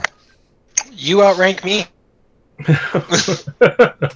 Locke suddenly has pressure. Okay, I guess we need security as well. And Okay. since Drake's busy, I guess it has to be Shatsu. Well, it could be Shatsu, it could be Quakenbush, but if you want to bring your girlfriend along, by all means. No, okay, it's got to be Quakenbush then, yes. No, it's Shatsu now. It's Shatsu. She's coming along. All right, so we've got Locke, This is we've not gonna got Jackson, we've got Shatsu. I mean, either or, Shatsu can go with Panek, and I can go with Locke. Either way. I think it's funnier this way. Okay. I'm just throwing the offer out there. But no, we'll say that Quakenbush is one of the security personnel that goes with Panek, so that he's involved as well. And I think that's everyone. Is everybody represented? Yes, everyone is represented. Excellent. All right, so... This is why you pick teams alternating rather than one person picking and another person picking. Red Haven't you Rover, learned Red anything Rover. from gym class? Oh, God. All right, so I'm going to put us on this map. So anyone on the left side of the screen is going to be a beta colony, and anyone on the right side of the screen is currently looking for a control room. So we're going to deal with the colony first. So the 5 of you that pile into the shuttle, it's a very brief shuttle ride up out of the ravine you're currently in over the planet's surface, which is a little bit icy. And as you sort of crest a hill, you see a very strange sight, or at least the beginnings of one. Normally, as I said, most of the Class M atmosphere is contained within cave networks, ravines, etc. What you're seeing is, in the distance, there appears to be some sort of massive elevator system that is set into one of the walls of the ravine. And as your eyes trail down the sides of the ravine, you see at the bottom of this chasm, you see a glittering city, and it is everything that you remember from, well, those of you that have remember the experience. If you remember the Ring World and how the original Slaw colony there was set up, it is very similar, right down to similar architecture style, similar power signatures, things of that nature. And as you approach, you are given specific directions on where to land. And when you pop out of the shuttle, you find waiting for you are 2 red slaw. And if you remember, you know what? Let me see if I can find that Are handout. they the Sentinel ones? No, I think the center ones are green. Let me just double check. No, the center ones are yellow. The greens are the bipeds. Here it is. I found it. So obviously they're not mysterious aliens anymore. They are slaw. But so you're seeing 2 red ones waiting for you. Out of curiosity, do they still have the weapons that they're holding, or whatever they're holding? Do they still have very similar iconography? They do indeed, yes. Zarid's just going to look extremely excited at this. Commander, do you realize what this means? This means that their entire society is genetically imprinted on the Queen. Like, there's no free will here. Like, she's designed her entire city to look precisely like those of her mother.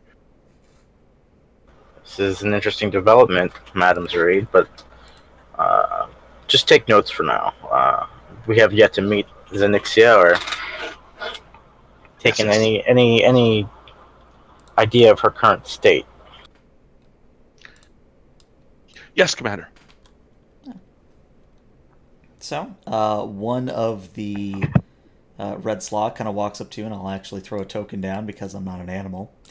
One of them walks up to you and says, excuse me, you are Commander Panek, yes? We were given instructions to show you about the city as you so wished. I look at the other two, the other three. I'm not interested in sightseeing, but if they are. I am. I'd love to see your city. Then I'll hold out my hand and say, please, continue.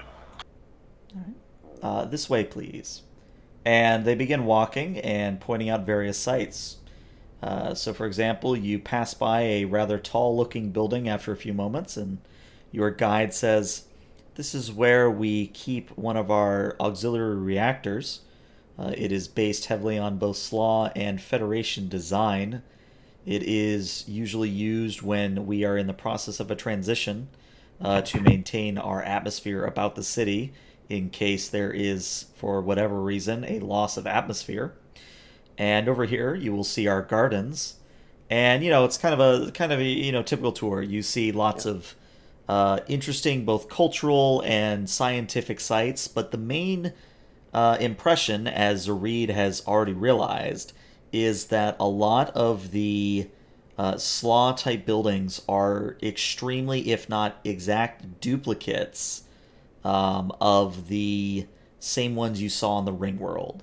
Now, obviously, as with the first building that he pointed out, there are some intermingling of technology, some adaptation, but in general, you're seeing that this is very much a Slaw colony. In fact, you actually are not seeing any humans walking around. You are mainly seeing either green or red Slaw. No yellows, no blacks, just reds and greens for the time being. Fascinating. Beta Colony seems to have developed at a much faster pace than Alpha. You seem to be doing much better off.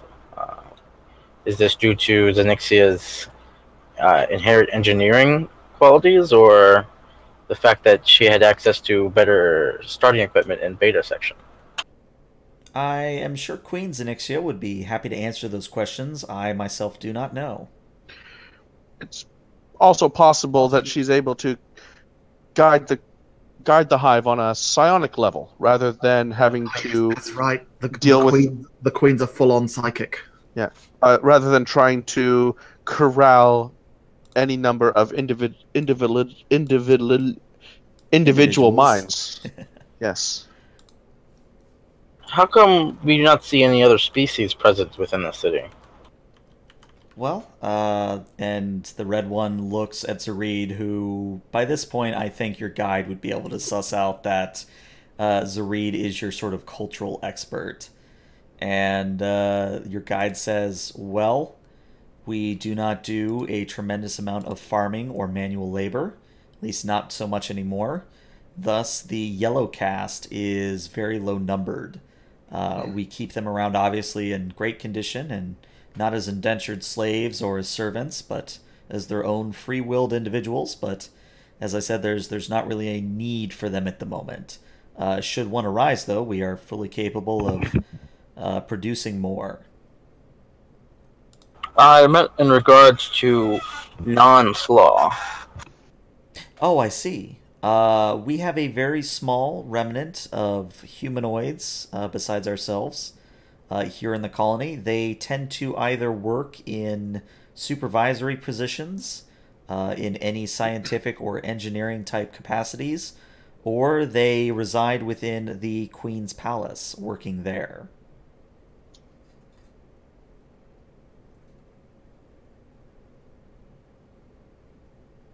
Everyone's quiet because no one was expecting that. Mm. I'm looking forward to questioning Queen Zenixia. Oh. I believe we've reached the point of the tour where I can take you to her. Please, this way. And sure enough, after, about 10 minutes more of walking through the city streets, you eventually arrive at what I would describe as sort of a glittering dome that is slightly taller than the other buildings you've been to so far. So it's quite a very large dome. And if you were to imagine a sort of prismatic shard, how it sort of changes color depending on the lighting and how you look at it, same kind of material here. It's opaque, but it does shift depending on, what light you flash at it, how you look at it, etc. The entrance to this palace, as it has been so forth described, is a very large, almost, I would say, shuttle bay size double door that is currently thrown open, and there's a free movement of people in and out. I'm trying to think of the real world equivalent. The Taj Mahal, is that big enough? Yeah, that's big enough. Taj Mahal's pretty big. Yeah, let's go with that, because I think that's probably the best real-world equivalent I can come up with. So, you sort of step inside, and immediately you are probably able to figure out where most of the beta section went of the Ophion that crashed. Because here, strangely enough, you are seeing Starfleet bulkheads, you are seeing Starfleet designs, things of that nature. Like, so if the city was Slaw with some mix of Starfleet, this is more definitely the other way, where it's Starfleet with a mix of Slaw. Obviously, it's been scaled up, so, more spacious corridors, more spacious rooms, but in general, it's almost like walking through a macro-sized starship. And you're led through these twisting passageways, past some meeting rooms, past what looked to be some sort of science labs, and eventually you were brought into the Queen's chambers, or at least her meeting chambers. And it's about the same as the one that was on the Ringworld. It's sort of a throne room, if you will, with the Queen herself currently seated on a rather resplendent-looking, what might be rather velvet sort of cushion system. And as the group of you approach, you do notice that sort of waiting in the wings of the room are other Red Slaw, wielding what appear to be either ceremonial staffs like your guide or actual like spear-like weaponry. So you are under guard, but they're not making any sort of signs that they're about to attack you or anything. They're just sort of passively there in case something goes wrong.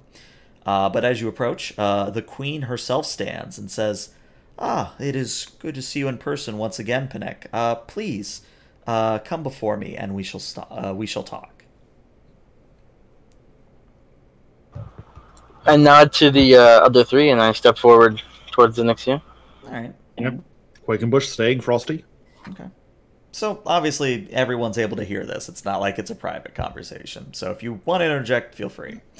But Zenixia, the Queen Zenixia, kind of looks you over and says, "Have you lost a little weight? You seem a bit skinnier than I remember." Time seems to have that effect on memories. I'm unsure of how it affects slow memories, but my mass has maintained the same amount. Well, not to be rude, but maybe consider cultivating a little mass. But to business. She kind of waves one of her two sets of arms, and an aide steps out, and they are pushing a cart full of materials, the materials you need to jumpstart your core. And she motions at the cart and says, "As you requested, we have assembled the materials you will need to get the Ophion back up and running. My understanding is that you brought along several depleted power cores, or perhaps working ones?" I believe that is the arrangement, yes. Okay. So the other red shirt that we haven't paid attention to, the red shirt that was with you, sort of steps forward with his pack and produces, we'll say, 3 or 4 power cells, and he kind of goes over to the aide that's pushing the cart and hands them over, and aide takes a look at them, nods at the queen, then scurries off, and queen nods in return and says, "Very well. We are, of course, happy to provide further assistance if you so wish, but if you are a bit paranoid about maintaining the timeline, we are more than happy to provide just this assistance. It's really what you would prefer at this current juncture." I can't speak for my companions, but I have a few questions myself. I would be more than happy to answer them. Why has your colony developed so much faster than the other? You seem to be doing much better off. They seem to almost, you should be. Why is there a rift? There seems to be growing between the two of you. Well, part of that is by my own design. I did not want to. I believe the term is, and she thinks for a moment, I believe the term is infest. That is what you call when bugs sort of swarm out, yes? Yes, infest the planet with slaw. I wanted to keep ourselves contained as much as possible. At the same time, which will probably contribute most of the answer to your question, the Alpha section did not land as well as Beta. Beta landed mostly intact.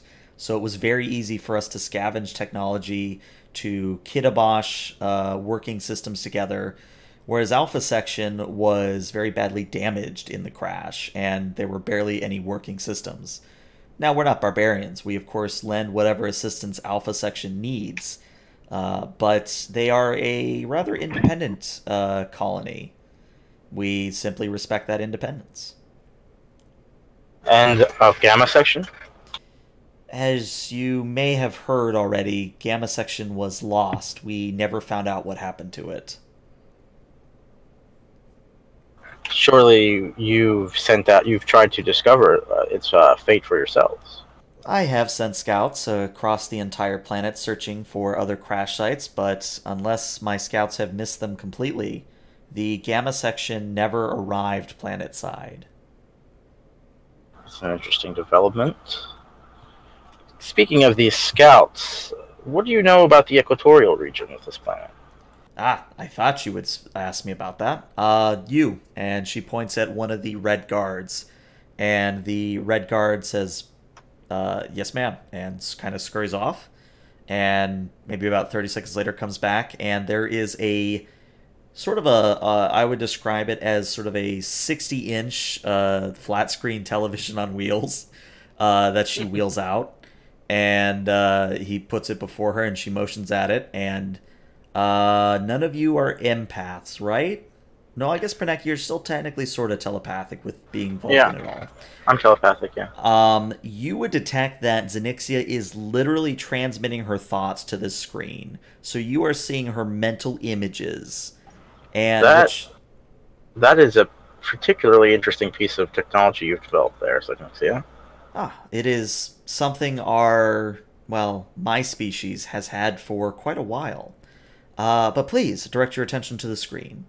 And she thinks for a moment, and on the screen you see what appears to be a cave. And it's almost like you're viewing a first-person recording of a slaw, presumably, going through this cave. You see them pushing past rocks, moving between the twisting passageways, and eventually they come upon a set of double doors that seemingly melds with the rock around it. The doors are made out of a auburn-like metal, and the slaw say to one another, this appears to be it, prepare breaching charges. And you see them set up a few breaching charges. You see the slaw then sort of scurry back to a safe distance. They detonate the charges. There's kind of a rumble and the sounds of an explosion. And when they return to see if the door is still there, you see that while there are scorch marks now on the door, that the door itself is completely intact.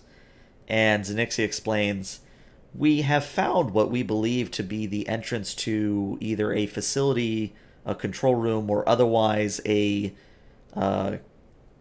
entrance to what could be what controls the planet. However, we have never been able to gain access to it." Could possibly be a neutronium door.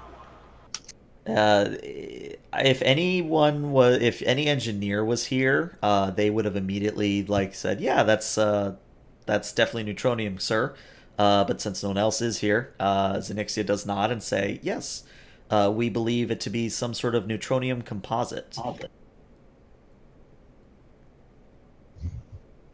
Very interesting. We currently have a team headed down there now.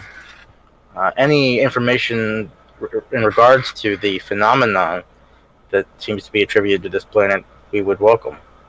Of It would course. come in handy in helping us discover a way to return back to Airpoint in time.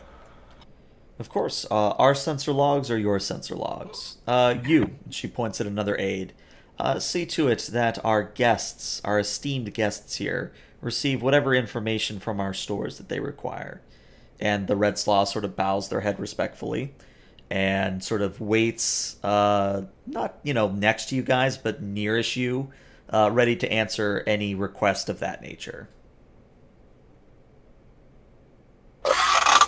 Besides that, I do not believe we have any other business here. And Madam Zareed, can you think of anything? Oh, I have a lot of questions, sir, but none of them are really pertinent to our ongoing quest to get the ship going. But since I don't have any particular skills that would help in that regard, I'd like to stay behind for a little while and question Zareed. I don't think I will get a chance to question Queen Zareed in our time. Zenixia. Or, what did I say? You said Zareed. Oh, well, You've I do like to promoted be yourself. Queen. Yes, sorry. I would like to question this Queen Zenixia, as our Zenixia is probably not going to elevate herself anytime soon, hopefully. Very well. Ensign Quackenbush, you will stay behind with Mr. Reed, Drake, and the other red shirt.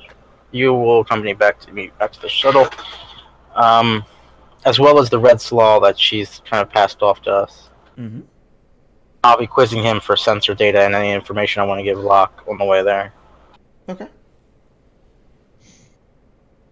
Let's see. At this point, let's cut to the other side of the screen.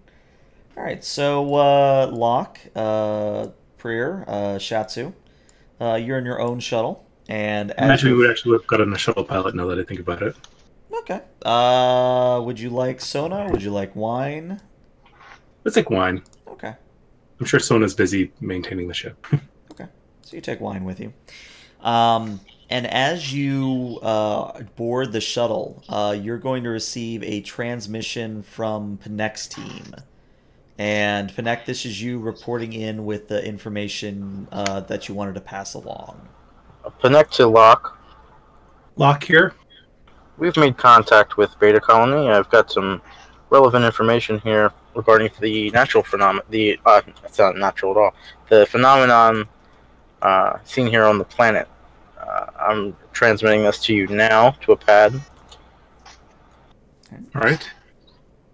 So, Locke, you of course get the, I wouldn't call it memory, but the description at least, or the readings that would describe everything that the other team had just witnessed. So everything from the coordinates of the cave network to the neutronium composite door and how it seemed to be impervious to any breaching. Well, I don't think we'll be blasting through the door, so we'll definitely have to find another way. I drop a flight plan so Lieutenant Wine can fly us over top of the cave structures so we can scan as we go before landing. Okay. Lieutenant Prier, would you suggest we investigate via the cave network, or should we try to find another way in? Let's start at the cave network and see if we can find something maybe they missed. However, let's keep our minds keep our options open in case we need to double back and find another way. All right. So yeah, fly overhead and scan as we go before landing by the caves and investigating by there. Okay. All right. So, wine flies you on over.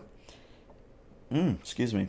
And as you begin to scan, why don't we have Locke, since you are a resident science guy, go ahead and run me a reason science. And someone roll me a 1d20. You want to get under an 8. If you roll a 2 Alrighty. or below, it's a crit. I think that's about right for a shuttle. And the overall difficulty here, oh, very nice. So you get 2 There successes we go. from the shuttle. The overall difficulty here is going to be a 4. 4. I'm going to spend one of our 5 momentum to get an extra dice. Okay. And I would say this has been a scene change, so knock one off as well. All right. So we're down to 3. Mm-hmm. Could I assist or no? I mean, if you want to assist, you certainly can, but I would say with a roll like that.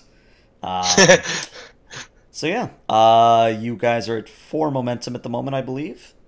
And yeah, Locke, you are detecting that there is indeed some sort of sensor dampening material, likely the neutronium, that extends deeper into the planet. And that there are actually several entrances, or potential entrances, within this cave network.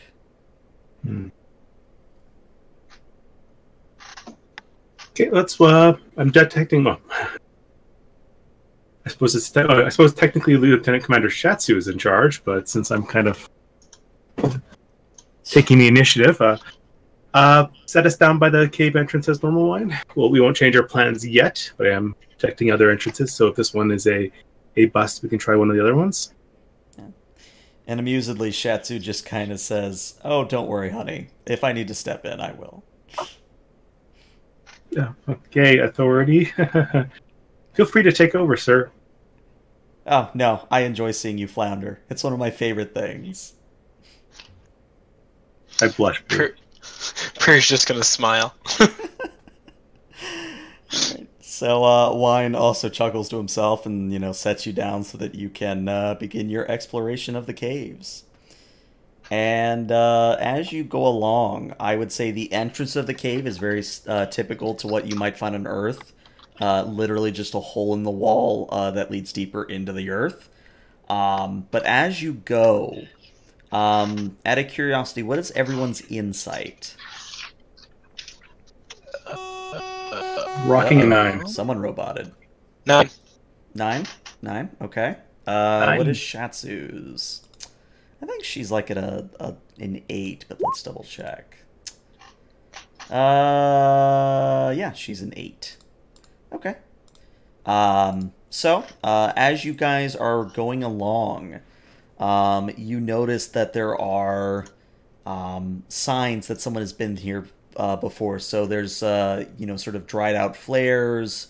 There are some remnant equipment of varying types, so extra tricorders, extra supplies for food if you need them, things of that nature.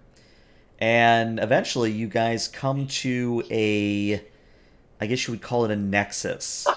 And at this nexus, you find that there are approximately 7 or so tunnels that split off in varying directions.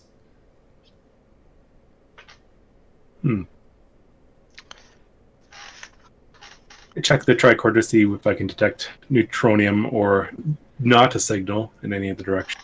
Okay, roll me a reason science. I'm going to make this a difficulty 2.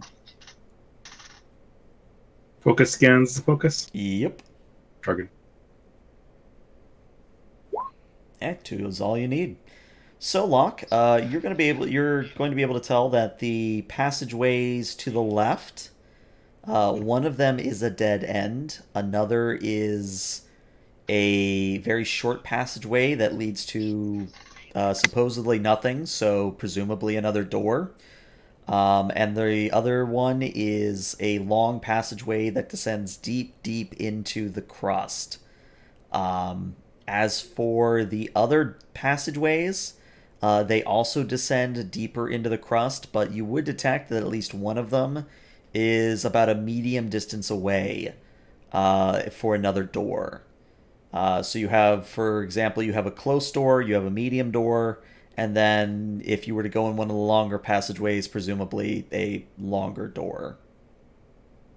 Let's check out the closest door and see what. Let's check out the closest door and see what will. I'm sorry, I'm making mad. We will check out the closest door and see what's there. All right. So you lead your little team to check out the closest door, and it does seem that this is one of the more traversed areas because, again, you're starting to see extra equipment, extra provisions. And sure enough, you arrive at the door, probably the very same door that was shown in the memory. And it is, as described, it is an auburn metal that is seemingly, or seamlessly, I should say, melded into the rock around it. And the entrance itself is probably actually enough to accommodate an elephant, so it's a big door. Any obvious signs of control panel signaling? Not that you're seeing, but if you would like to get a little, let's see, how do I want to say this? A little bit of insight into what's going on with the door. Roll me a... I think this would probably be a insight engineering. And, of course, Jackson, you can assist with this. As could Shatsu, but only one of them can assist you. I'd be assisting with insight engineering as well. Yep. I'm shooting for 11. I don't know what. Oh, God. Shatsu. All right, there we go. I switched to servers. We shouldn't robot anymore.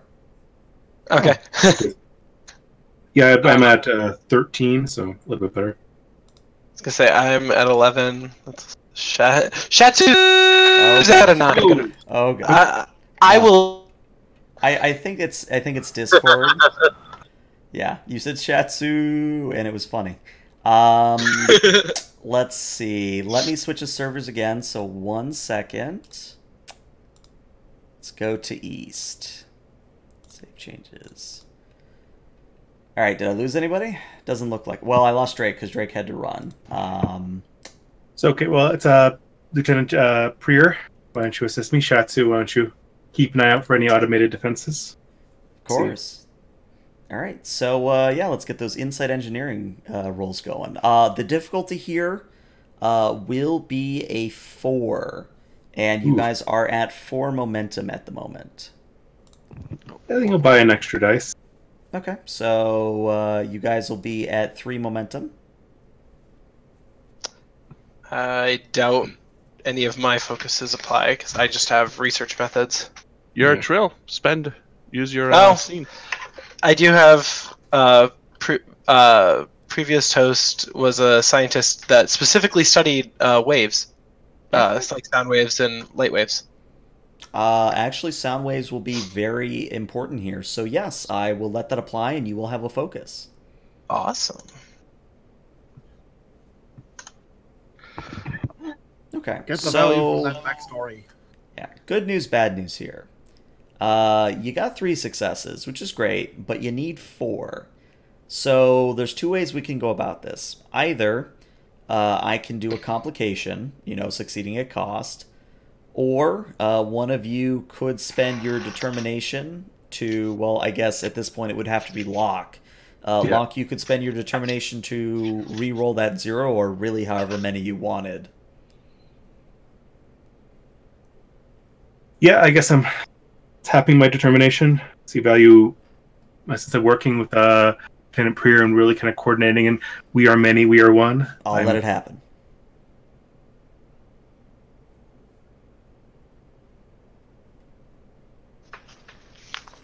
As we're synergizing and feeding off each other. Oh, but what about this? That's a good thought, Prier's host. Mm-hmm. Still not. All right, so what I'm going to do then is I'm going to take a complication, but I think it's going to be a reasonable one.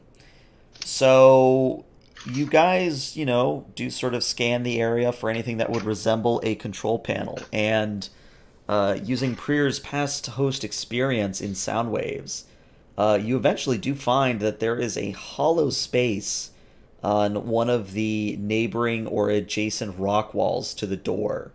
And when you go up to it and, tap at it or, touch it, whatever you do, the panel slides aside, and inside you find a defunct, completely unpowered, what appears to be a control panel of sorts.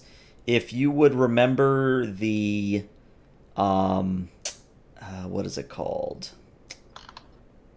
Oh, God, what is it called? When we make a comparison, did anyone ever play Metroid Prime 3? No. No, okay. Kind of a hollow behind the wall that kind of leads to some sort of. I'm trying to figure out how to describe it. It is. The panel itself seems to be a holographic emitter, but since it's not working, you're not able to determine if this is just simply a control panel or if this is a marker of some sort. Yeah, you're really at a loss, I would say. And I think that's a fair complication. Well, let's see. I guess the first step is to power up this panel and see if we can get it, whatever, to work. Might be kind of a holographic opening door lock, as it were. Mm-hmm.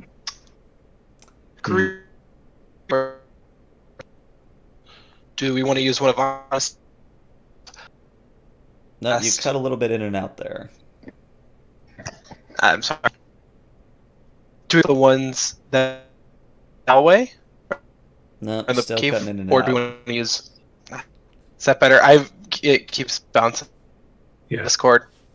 Well, I'm trying to think what servers we've got left at this point. Let me see what we've got. Maybe he can try closing and signing back in? No, it's a problem with Discord because even I'm noticing the spikes. Oh. Let me switch to servers one more time and see if that works. Alright, we are now on US South. Is that any better for everyone? Oh, Seems still a no little noticeable difference here. Okay, cool. Although, Alright, actually, no, the connection bars did go up for me, so. Yeah. Okay. So, as you were saying?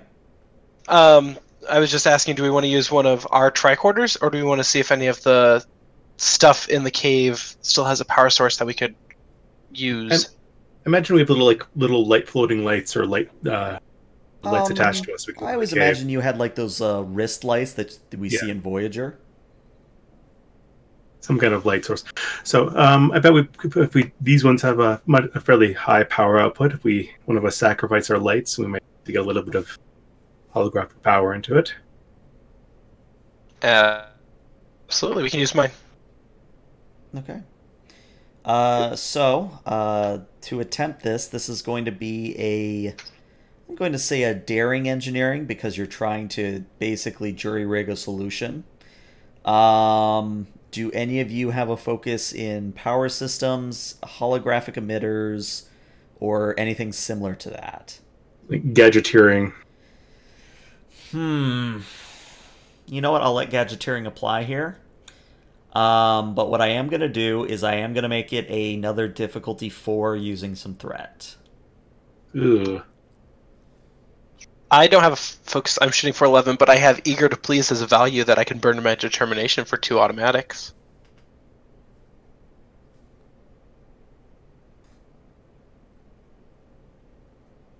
Sounds feasible. Yeah. 2 automatics. You take the point and I'll assist. Alrighty. I'll burn my determination. Okay. But you have to put across that you're really eager. He's sacrificing his own life. So. Okay. Trying to go with the team. Alrighty. Nice. Hey, look at that. There's 4 successes. Just need to see locks. Okay, so you guys get a momentum. Very nice. All right.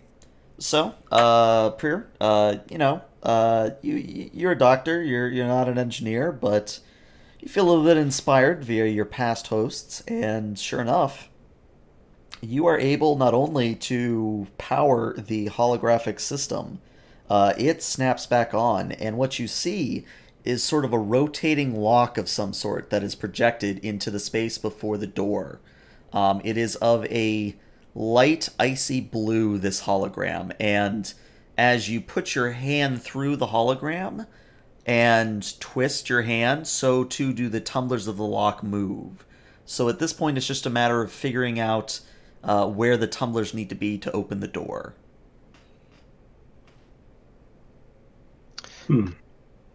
Combination lock. Interesting. Interesting. I say, are there any Well, iconography or let's- symbols? I would say there's actually a couple ways we can go about this. We can either turn this into an extended task of you guys like searching for signs or indications of what the combination should be. Or what we can do is do a Hail Mary, another difficulty 4 task. And obviously, if you don't succeed, it's just not going to work. But what's important here is that no matter what we do, time is going to be an element here.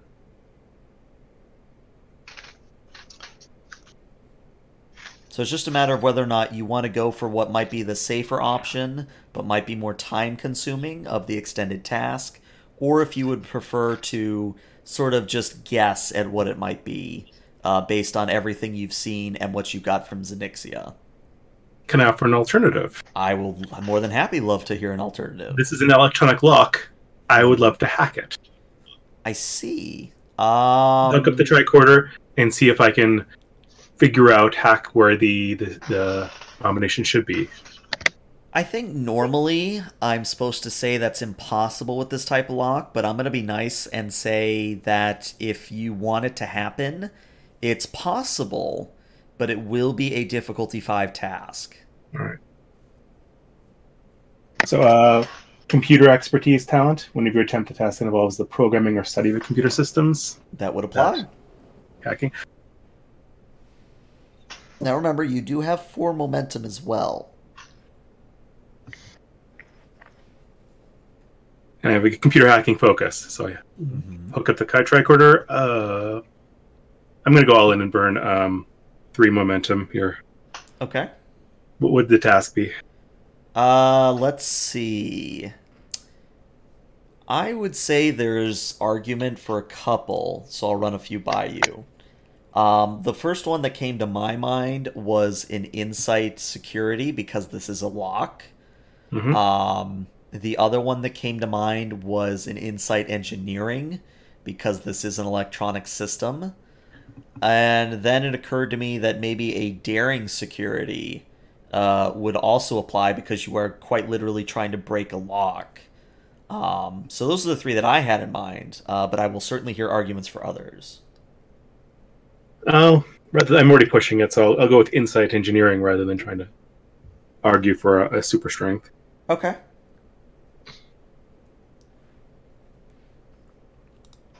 Let's see, did I spot 2 more? Oh, I'm back. Fingers crossed. Oh, man, that's a lot of zeros. Ooh. 17, 17, Oh, no. 15. Yeah, that's That's even if I did on power scores, that those rolls are terrible. okay. So here's what we can do. We can either say that simply this task fails and you're not able to get anywhere. That's option 1. Option 2, you are able to spend maybe about 15-30 minutes on this, and you'll gain a little bit of insight, but again, it will take 15 to 30 minutes. Or what we can do is you can challenge one of your values, and obviously that means you will have to replace it by the end of the session, or at the end of the session, I should say. But that would give you your determination back. Oh man, challenging a value sounds really interesting, but I don't know which one to challenge.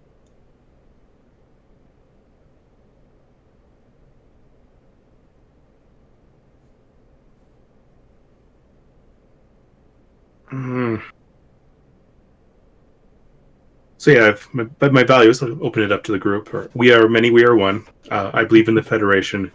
Doing the right thing is its own reward, and you can't uncross a line. I don't know if I could spin how challenging any of those to hack a door. I don't think so. Yeah, that's pretty stretch. Well, I do have a theory. Hmm? The line one, there you can't uncross a line. I'd be the only one, but I'd have to like do something horrible and cross that line. Yes, you can open this door, but only if you kill its child. Yes, a newborn baby appears. You must kill it to obtain the key within. No, not I that. can open the door. Lieutenant Wine, would you hold these 2 wires for me? Oh, poor Wine. Yeah, those are kind of hard to challenge. At this current I moment. gambled, and I am okay with failing. So I guess the door just remains locked right now. All right, so then my next question is, would you prefer to just fail outright, thus only taking you about a 5-minute attempt, or would you prefer to fail but gain some insight, thus taking about 15 to 30 minutes? There was 3 bad rolls there. I just failed outright. There's no way to salvage this. This was just... Okay. I tried, I hacked, and just got locked out hard. This computer system owned me. Okay. Yeah, so I that's am the way we'll humbled play and it. humiliated. Yep, that's the way we'll play it then, is you just get a very sort of negative beep as you try to, find your way into the system. And the normally A little icy screen comes up saying, "I'm sorry, Locke, I can't let you do that." And you were kind of concerned how it figured out your name. That would be nice, but I didn't think of that, so maybe next time. The normally icy blue hologram flashes deep crimson red for a moment, but returns to its normal color. Well, that wasn't a good... Shatsu, do you have any weapons that can blast through neutronium? Oh, I wish. That's the dream of every tactical officer, that it's something that can blow through neutronium, but unless you want to drag a planet eater down here, I don't think we're going to be able to get our way through this door forcibly. Sorry, I have a question. Uh-huh. What are the passageways like to get to this door again? I would say they're fairly spacious. I mean, obviously they're enough to accommodate an elephant, because that's the size of the door. But in Okay. general, they just sort of look like natural caverns. What about a Class 11 shuttle? Definitely not big enough for a Class 11 shuttle. Darn. It wasn't a straight shot from where we parked the shuttle to get here, correct? No. It's definitely winding and weaving. Because Wine has a suggestion. Lieutenant. Yes, Lieutenant? Well, perhaps we could use the phaser array on the shuttle to bore a hole around the door? That would require some very precise drilling. I considered that, but it seems like the structure itself is resistant to shielding. And so the entire structure is probably walled by neutronium. Might not be as hard as the door, but getting through it would be tricky. Hmm. The alternative would be just walking down a few photon torpedoes and setting them off to go off, but I'm not sure that even that would do enough. Might just cave us in. Yeah, I very much would like to get back to the ship.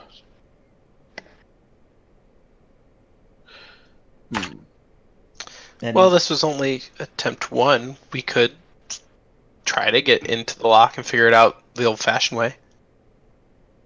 And almost as if to do that herself, Shatsu kind of steps forward and holds her hand out so that it's in the hologram, and she just begins twisting and turning at random. And after a moment, the door clicks and begins to open, and Shatsu just standing there like, huh. Huh. Were we trying to pull open a door marked push? Remind me never to play a game of a Texas Hold'em against you.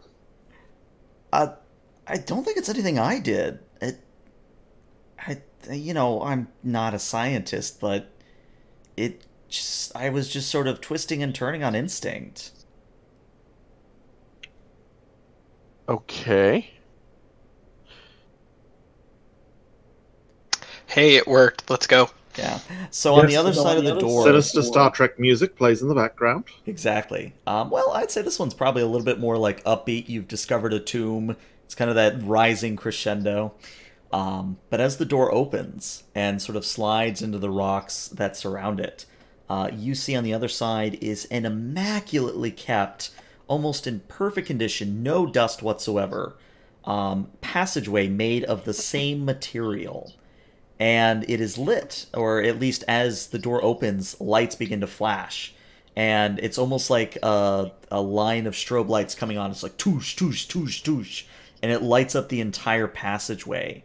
And what you're seeing is that it is a long, straight shot, and there is another door at the end. I would say the length of this passageway is probably about 200 meters long. There do appear to be other doors that lead off of it, but if you were to look at the ground, you would see what appears to be a red painted line that runs the entire length of the corridor and goes past the door that is directly in front of you. Well, bad experience following red streaks on floors, but this does seem to be the guide. I don't know. Red's not always bad. In some cultures, red is good. Before we do anything, we should probably establish contact with the ship and Commander Panek at the Beta colony so that they know where we are. Well, we don't have anything to report yet. Let's see if this other door is open or locked. We're going on the other side of Neutronium. How do we know that communications are going to go through if we can't scan through it? They probably won't. Good idea. I step out into the main cave hallway and report back. Okay, so yeah, Panek, you get a chime on your comm badge. No? Did we lose Panek too? Yeah. Hello, Panek. Panek! We might already be experiencing too much interference. Lieutenant Wine, why don't you stay here and try to reestablish communications, or go back to the shuttle, and the rest of us will venture forward. Yes, yes, Lieutenant. I will continue to establish communications with the ship or with Panek.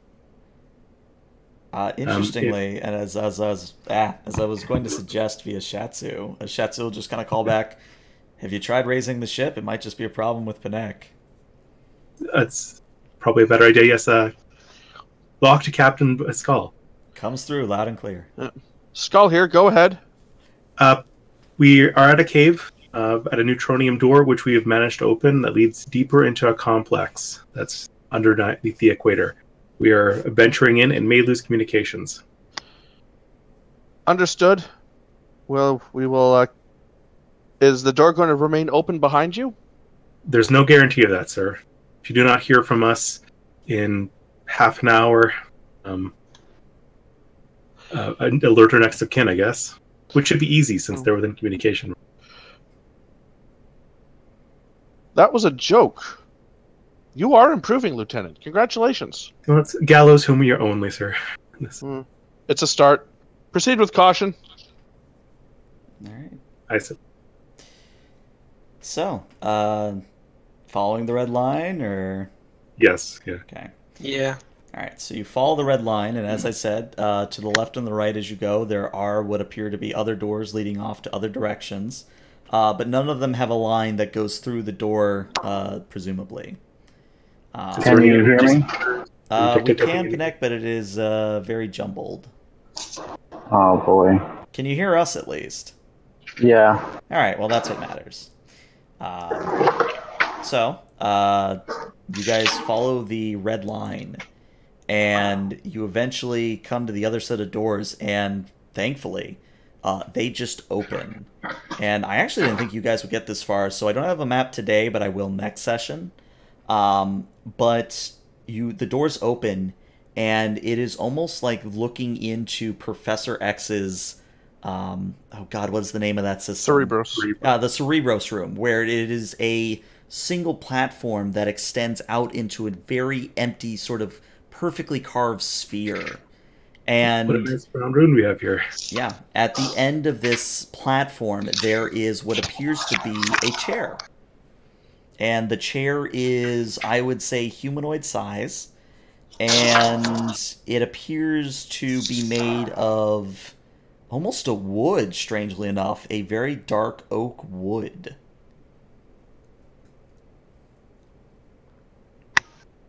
Any controls around it at all? You're not seeing any at the moment. Obviously, the platform does have sort of raised railings so that you don't like fall over the side accidentally.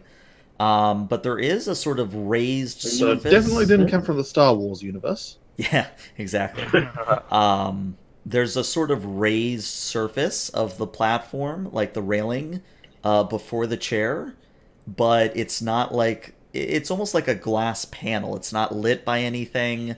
It's not showing anything. It's just sort of a raised glass platform. It's at an angle to the chair. Are you feeling lucky, Lieutenant Prier? Let's see what we can find in here. Right, I think we'll have a little bit of luck in here. I walk forward, look at the chair for a second, and sit down. Okay. So it's actually very comfortable. You know, kind of get a little situated, and nothing happens. That Hmm. seems very anticlimactic. And you said there was a To be glowing, continued. a glowing like armrest or something like that. Something glowing. There is the armrests of the chair do sort of be bioluminescent, but not like showing like buttons or anything. Just getting to put my hands on anything like that. Anything So the wood is strangely warm to the touch, and it's very, very faint. But it's almost as if you could swear you could feel a heartbeat as you touch the wood through your hand.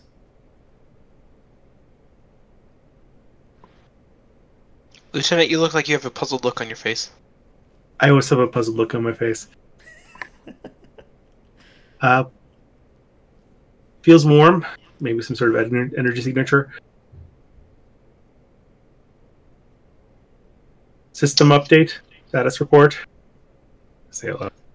See if anything happens. It Voice just act. sort of it's one of those situations where you're in such a large space it doesn't echo, but your voice literally feels smaller for it. So it just kind of goes, and nothing happens. Definitely not an Alexa then. Mm-hmm. I look, Commander. If you wouldn't mind sitting in the chair, you had luck with the door. Maybe there's something about your biology. Certainly.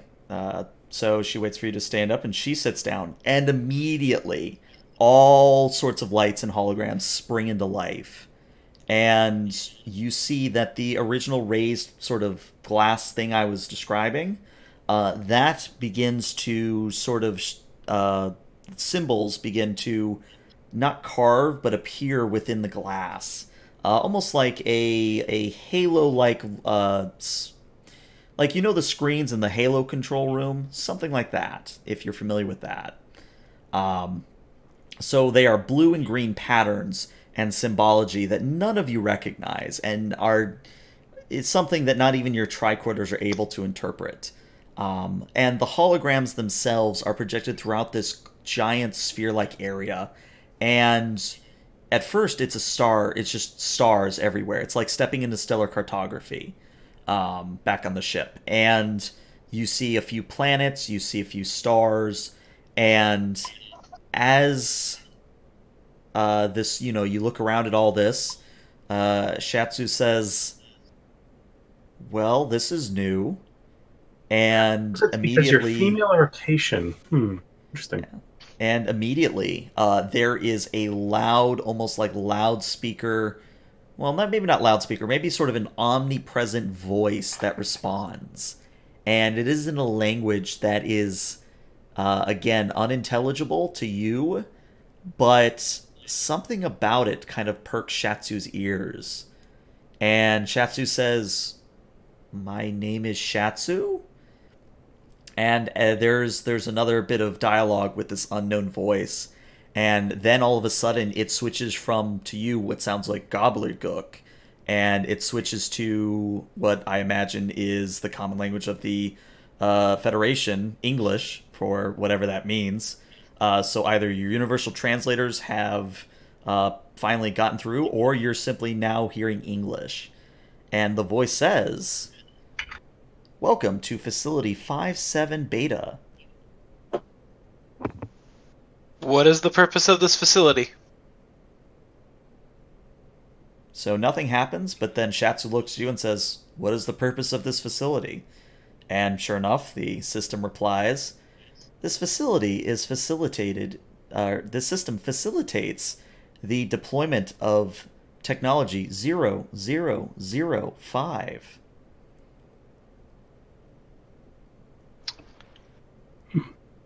Shatsu, ask it what the purpose of technology 0005 is, if you would, please, Commander.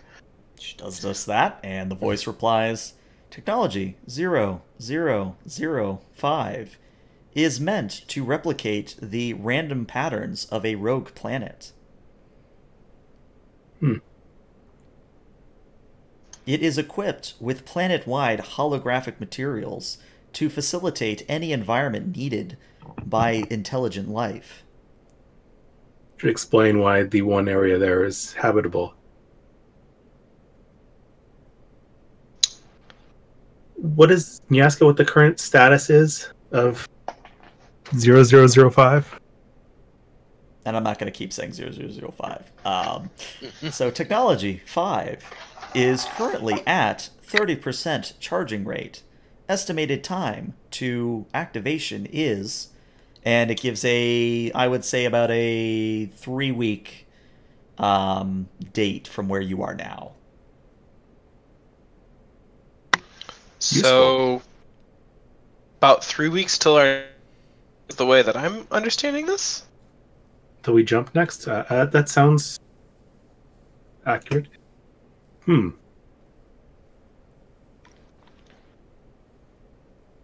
Curiouser and curiouser. Ask it. So many questions. Can I do a scan of Shatsu to see if anything within her body is reacting differently than normal, since it's only responding to her? Yes. Roll me a Reason Medicine. And do it at difficulty 2. Xenobiology, would that work? Or research methods? I would say either would apply. She's a Cation, you're not. So...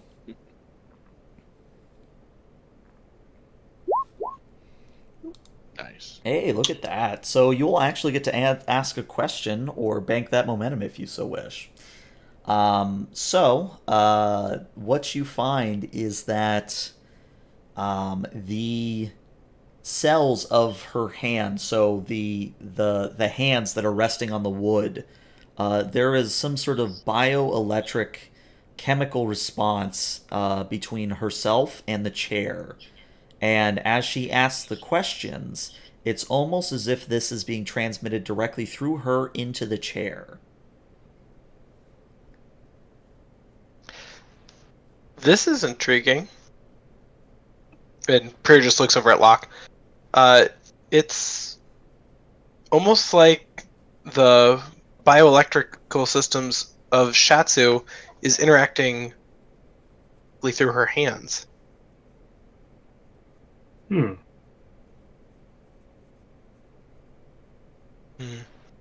Out of character, I have no idea what kind of questions I should ask. If Yo, we want to. WTF? Maybe if the fact that this is responding to a Cation gives you any more insight on what could have created this. Yeah. So I guess my question, I'll burn that momentum, and I have studio, so I can get another question. Mm-hmm. Is there specifically something within the Cation genome that is different than Locke's that would make it so that it's responding specifically to her? I would say you're only going to be we'll say this time about 65% sure of this, but, and this is about as much of an answer I can give you without spoiling the whole adventure, there's a strong possibility that either it is responding to Shatsu because she is a Cation, or because she is related to whoever made this facility.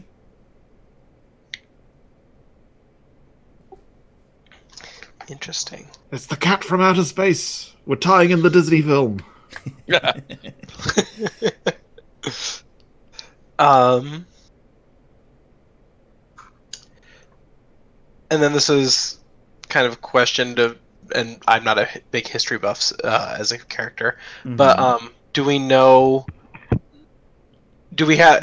Would I know, like, as a character, the kind of the origin story heritage that at least that the Cations know? I would say off the top of my head, yes, you would be aware of general Cation history, or at least you could look it up on your tricorder. But my best understanding of it after looking at Memory Alpha and Memory Beta is that they basically grew up on a planet which was, where did I write this down in my notes?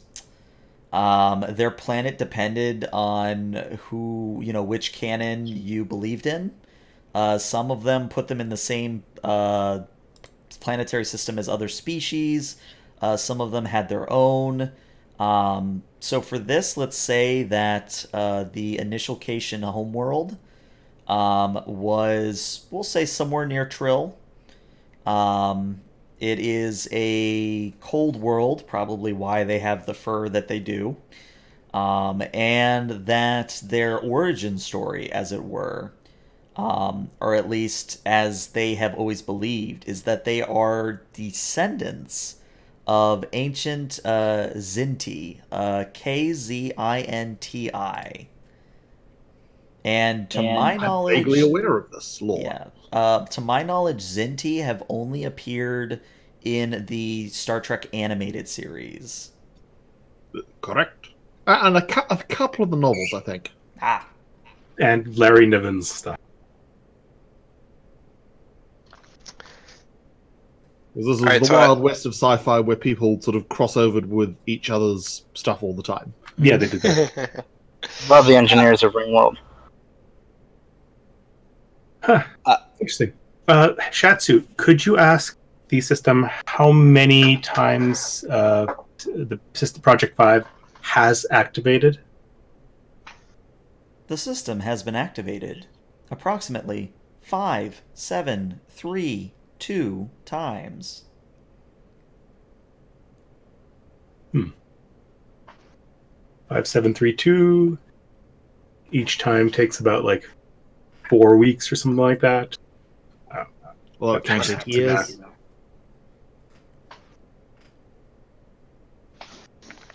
It's many years, right?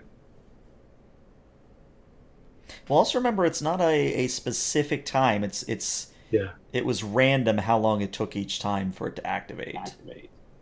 Because it's trying to emulate a rogue planetoid. Mm-hmm. Give us a ballpark of how long it would take.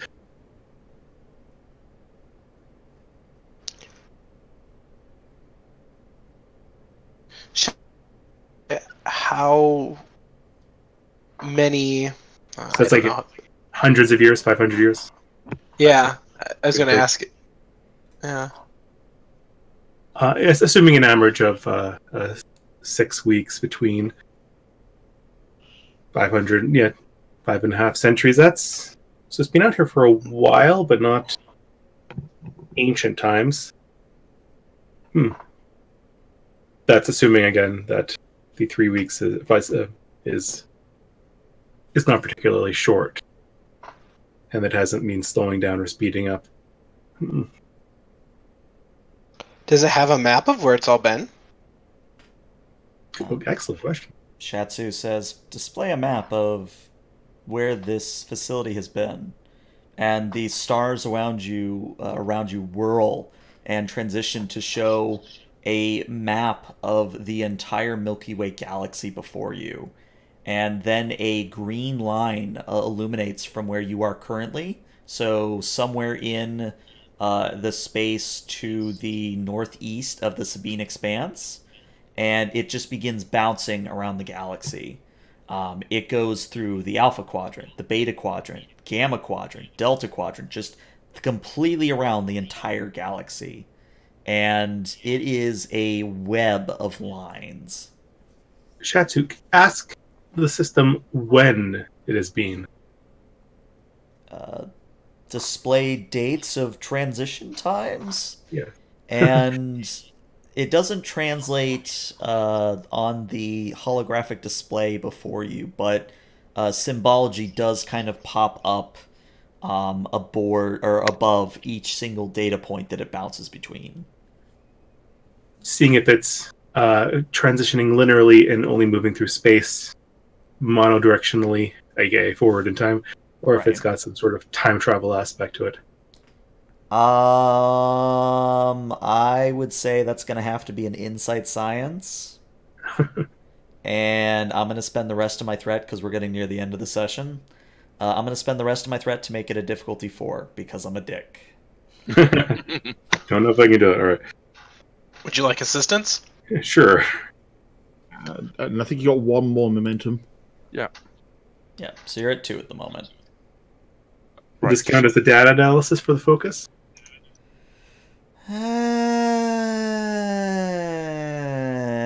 Sure. Spend our last momentum and... No, you're right. You were at 1, sorry. Whoa! Oh, Holy not crap. anymore, we're not. So, Locke, maybe it's how just about because you suddenly have an insight because, hey, you've been shacking up with a Cation for a while, but you're almost sure that that does indeed seem like some sort of ancient Zinti sort of text. And, you know, just sort of looking at it, eyeballing it, comparing it to what you've got on your tricorder, you're seeing that, yes, this planet does in fact travel through time. And that it goes plus or minus about 10,000 years. But recently it's only been about plus or minus 100 years. Yeah, it's winding down. Mm-hmm. I wonder if we can narrow it down to to minus 40. That's a big jump from 100 years, but... Or freeze ourselves. This is some information we should definitely report back to the captain. This might definitely help us get home, as it were. Agreed. The symbols, though, do have similarities in some of the texts that I saw in the history courses at the academy. Yes, and well, it's even if I don't understand the exact numbers, I do recognize the patterns. It's not going sequentially. Definitely interesting stuff. Shatsu, Yes. could you ask it where it began its journey? She does so, and one of the data points illuminates and zooms in. And are any of you stellar cartographers? Not really. Okay.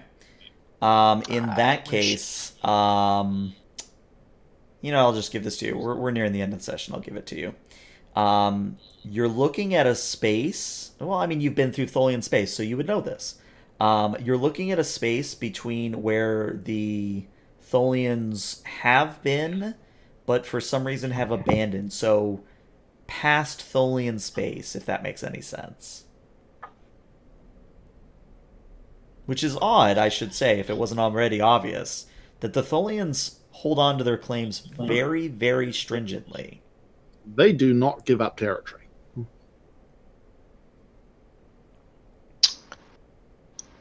Interesting.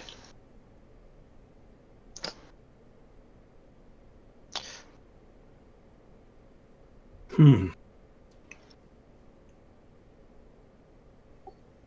the crew sort of like look at each other with "what could this mean" expressions as the "to be continued" logo appears down the bottom. Well, almost. Can you ask it if it can, if it knows that if it has the destination for the next jump, or display destination for the next jump? She does, and strangely, the system does not answer this time, so she repeats the question. And at this point, the hologram changes from the beautiful display of a star to a swirling red, almost maelstrom-like, I guess you would call it image. And a different voice. Like this one was very pleasant, if robotic. This one definitely sounds more like a recorded message. And this time it says, "The daughter of Thalen shall not leave here alive." And immediately you hear the door behind you slam shut, and around the room, from the surfaces or the interior of the sphere, objects begin ejecting into the space, and these objects whirl out into the empty air, spin, rotate, and unfurl into these octopus-like floating drones. And that's where we're going to end the session. Ah! All right. Crap, wrong question. Oh, well, yeah. All right, so, of course, players stick around for a little bit, but for those of you watching on Twitch and YouTube, thank you so much for watching. Hopefully you had a good time, and hopefully, hurricane permitting, I will see you next week. All right, bye-bye. Bye, all.